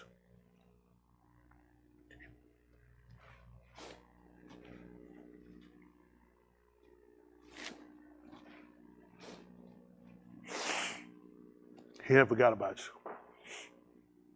Might feel like it sometimes. It's because he wants you to try to look and consider your relationship. Sometimes we'll get to going and we'll get to laughing, we'll get to playing. You don't ever get a chance to really sit down and consider your relationship. You don't want a fabricated relationship like people get. Make up something to make themselves feel better. Tell them something just to kind of get them over and get them by. You'll be right back to that same rut again till you get realistic with yourself. Stop trying to blame everybody. Your life happened the way it happened. That was the way it was supposed to go. And as soon as you get that out of your head and get it through your head rather, and your understanding, you'll start to function differently. You'll start to look at, I don't go back on my life over all the mistakes I made to use it for a blame. At that point, it don't even matter. It only matter for the fact of, I appreciate that he allowed me to go through it, and that he made me a better man, and that he allowed me to be a help to somebody else who's looking, who's trying to find that answer, who's trying to find that key ingredient, who's trying to get that. They just need to they just put their hand, they're like, I can do it. They just want somebody to just be honest with me. How many of y'all people just want somebody, just be honest? That's all, just be honest with me. That's all they've been trying to do, be honest with us. But the truth of the matter is, have you really been honest with him? See, we want the honesty from everybody else, but have we been honest? That's the whole key. It's always be honest, and people start lying, and people stop cheating, and people stop doing this, and people stop doing that, and that's our reasoning for other things. But what about you? Have you been honest? Have you been real with it? Have you really addressed the problem? Or you just made excuses? Found other people to blame? Got to get past them. It's our life. This life ain't nothing better than living. That's why people fight to stay in it. It's hard to get out of this thing. It's beautiful when it's good. When it's good, it's good. When it's bad, when they come back around, it's good. And right then, you're just glad to be alive. And some days you say, man, I woke up dead. It'd been better than what I'm dealing with today. And they come back around, you say, you know what? I'm glad he didn't hear me that day I said if I were dead. And you learn to appreciate the fact that he knows when you're talking, you know I'm just talking. You know I'm just talking. I don't want to die. Sometimes I say, man, if I was just dead, it'd be better. If I could just be dead, I'd just be done. I'll show everybody then. He said, that's not what you mean. When I give you another day, you'll come back and you'll realize yourself, I appreciate you for being you. Because if you'd have answered every prayer I wanted, I wouldn't even be here today. I prayed myself out of that place. I prayed myself out the plan. I prayed myself out of everything. That's because our mouth and our heart, when we hurt at the time, we'll say things. We get irrational. We get emotional. And we do things that don't even consider. But he'll allow these things to happen just so you can come back and realize that's why we got to be quick to hear and slow to speak. He said, be real slow when it comes to that wrath. He said, because your wrath don't bring forth my righteousness. Sometimes you say, I'll do this in the name of Jesus. We know that's the name that most people are comfortable with. He said, your wrath don't bring forth my Sadiq, though. So everybody be real careful when we say we're doing his work. I know he sent me to do it. No. He said, went out from us, but they were not of us. He said, because they was of us, they would have continued in our dabar. He said, but they went out that they might be made manifest. I don't want that to be me. I don't want to be one that gone out and went out to be made manifest that I wasn't of him. That ain't something you want to do. This is the best time for us to sit down and consider to get it right. This is the best time. Tomorrow might not be your day. You be honest with yourself. You search for yourself. You make the decision for yourself. Don't let nobody push you. It's got to be something you got to want to do. It's got to be something you want. And if you want it, it's obtainable. Anybody who want it, it's obtainable. He said, if any man come to me, he said, I know why as I turn him back. I'm a witness. He didn't reject me. If I don't get it, it'll be because I reject him. He will not reject you. He won't scorn you. He won't look down on you for coming at me. I'm a man. I made mistakes. I need help. I don't know what I'm doing. I want to know what I'm doing. It started, what is that? People, you know how many men don't know what they're doing? Do y'all know how many people don't know what they're doing? And you'll be afraid to utter it because you're thinking, people going to look at me. People, don't you know other people want, everybody else is thinking everybody else got it together. Let me ask this. I'm shouting for you. Give me a second. I want you to hear this. How many in here, before you raise your hand, don't have it all together? Don't raise your hand yet. This is what you raise your hand on. That everybody else got it together. Who in here believe that everybody else in here got it together besides them, except them?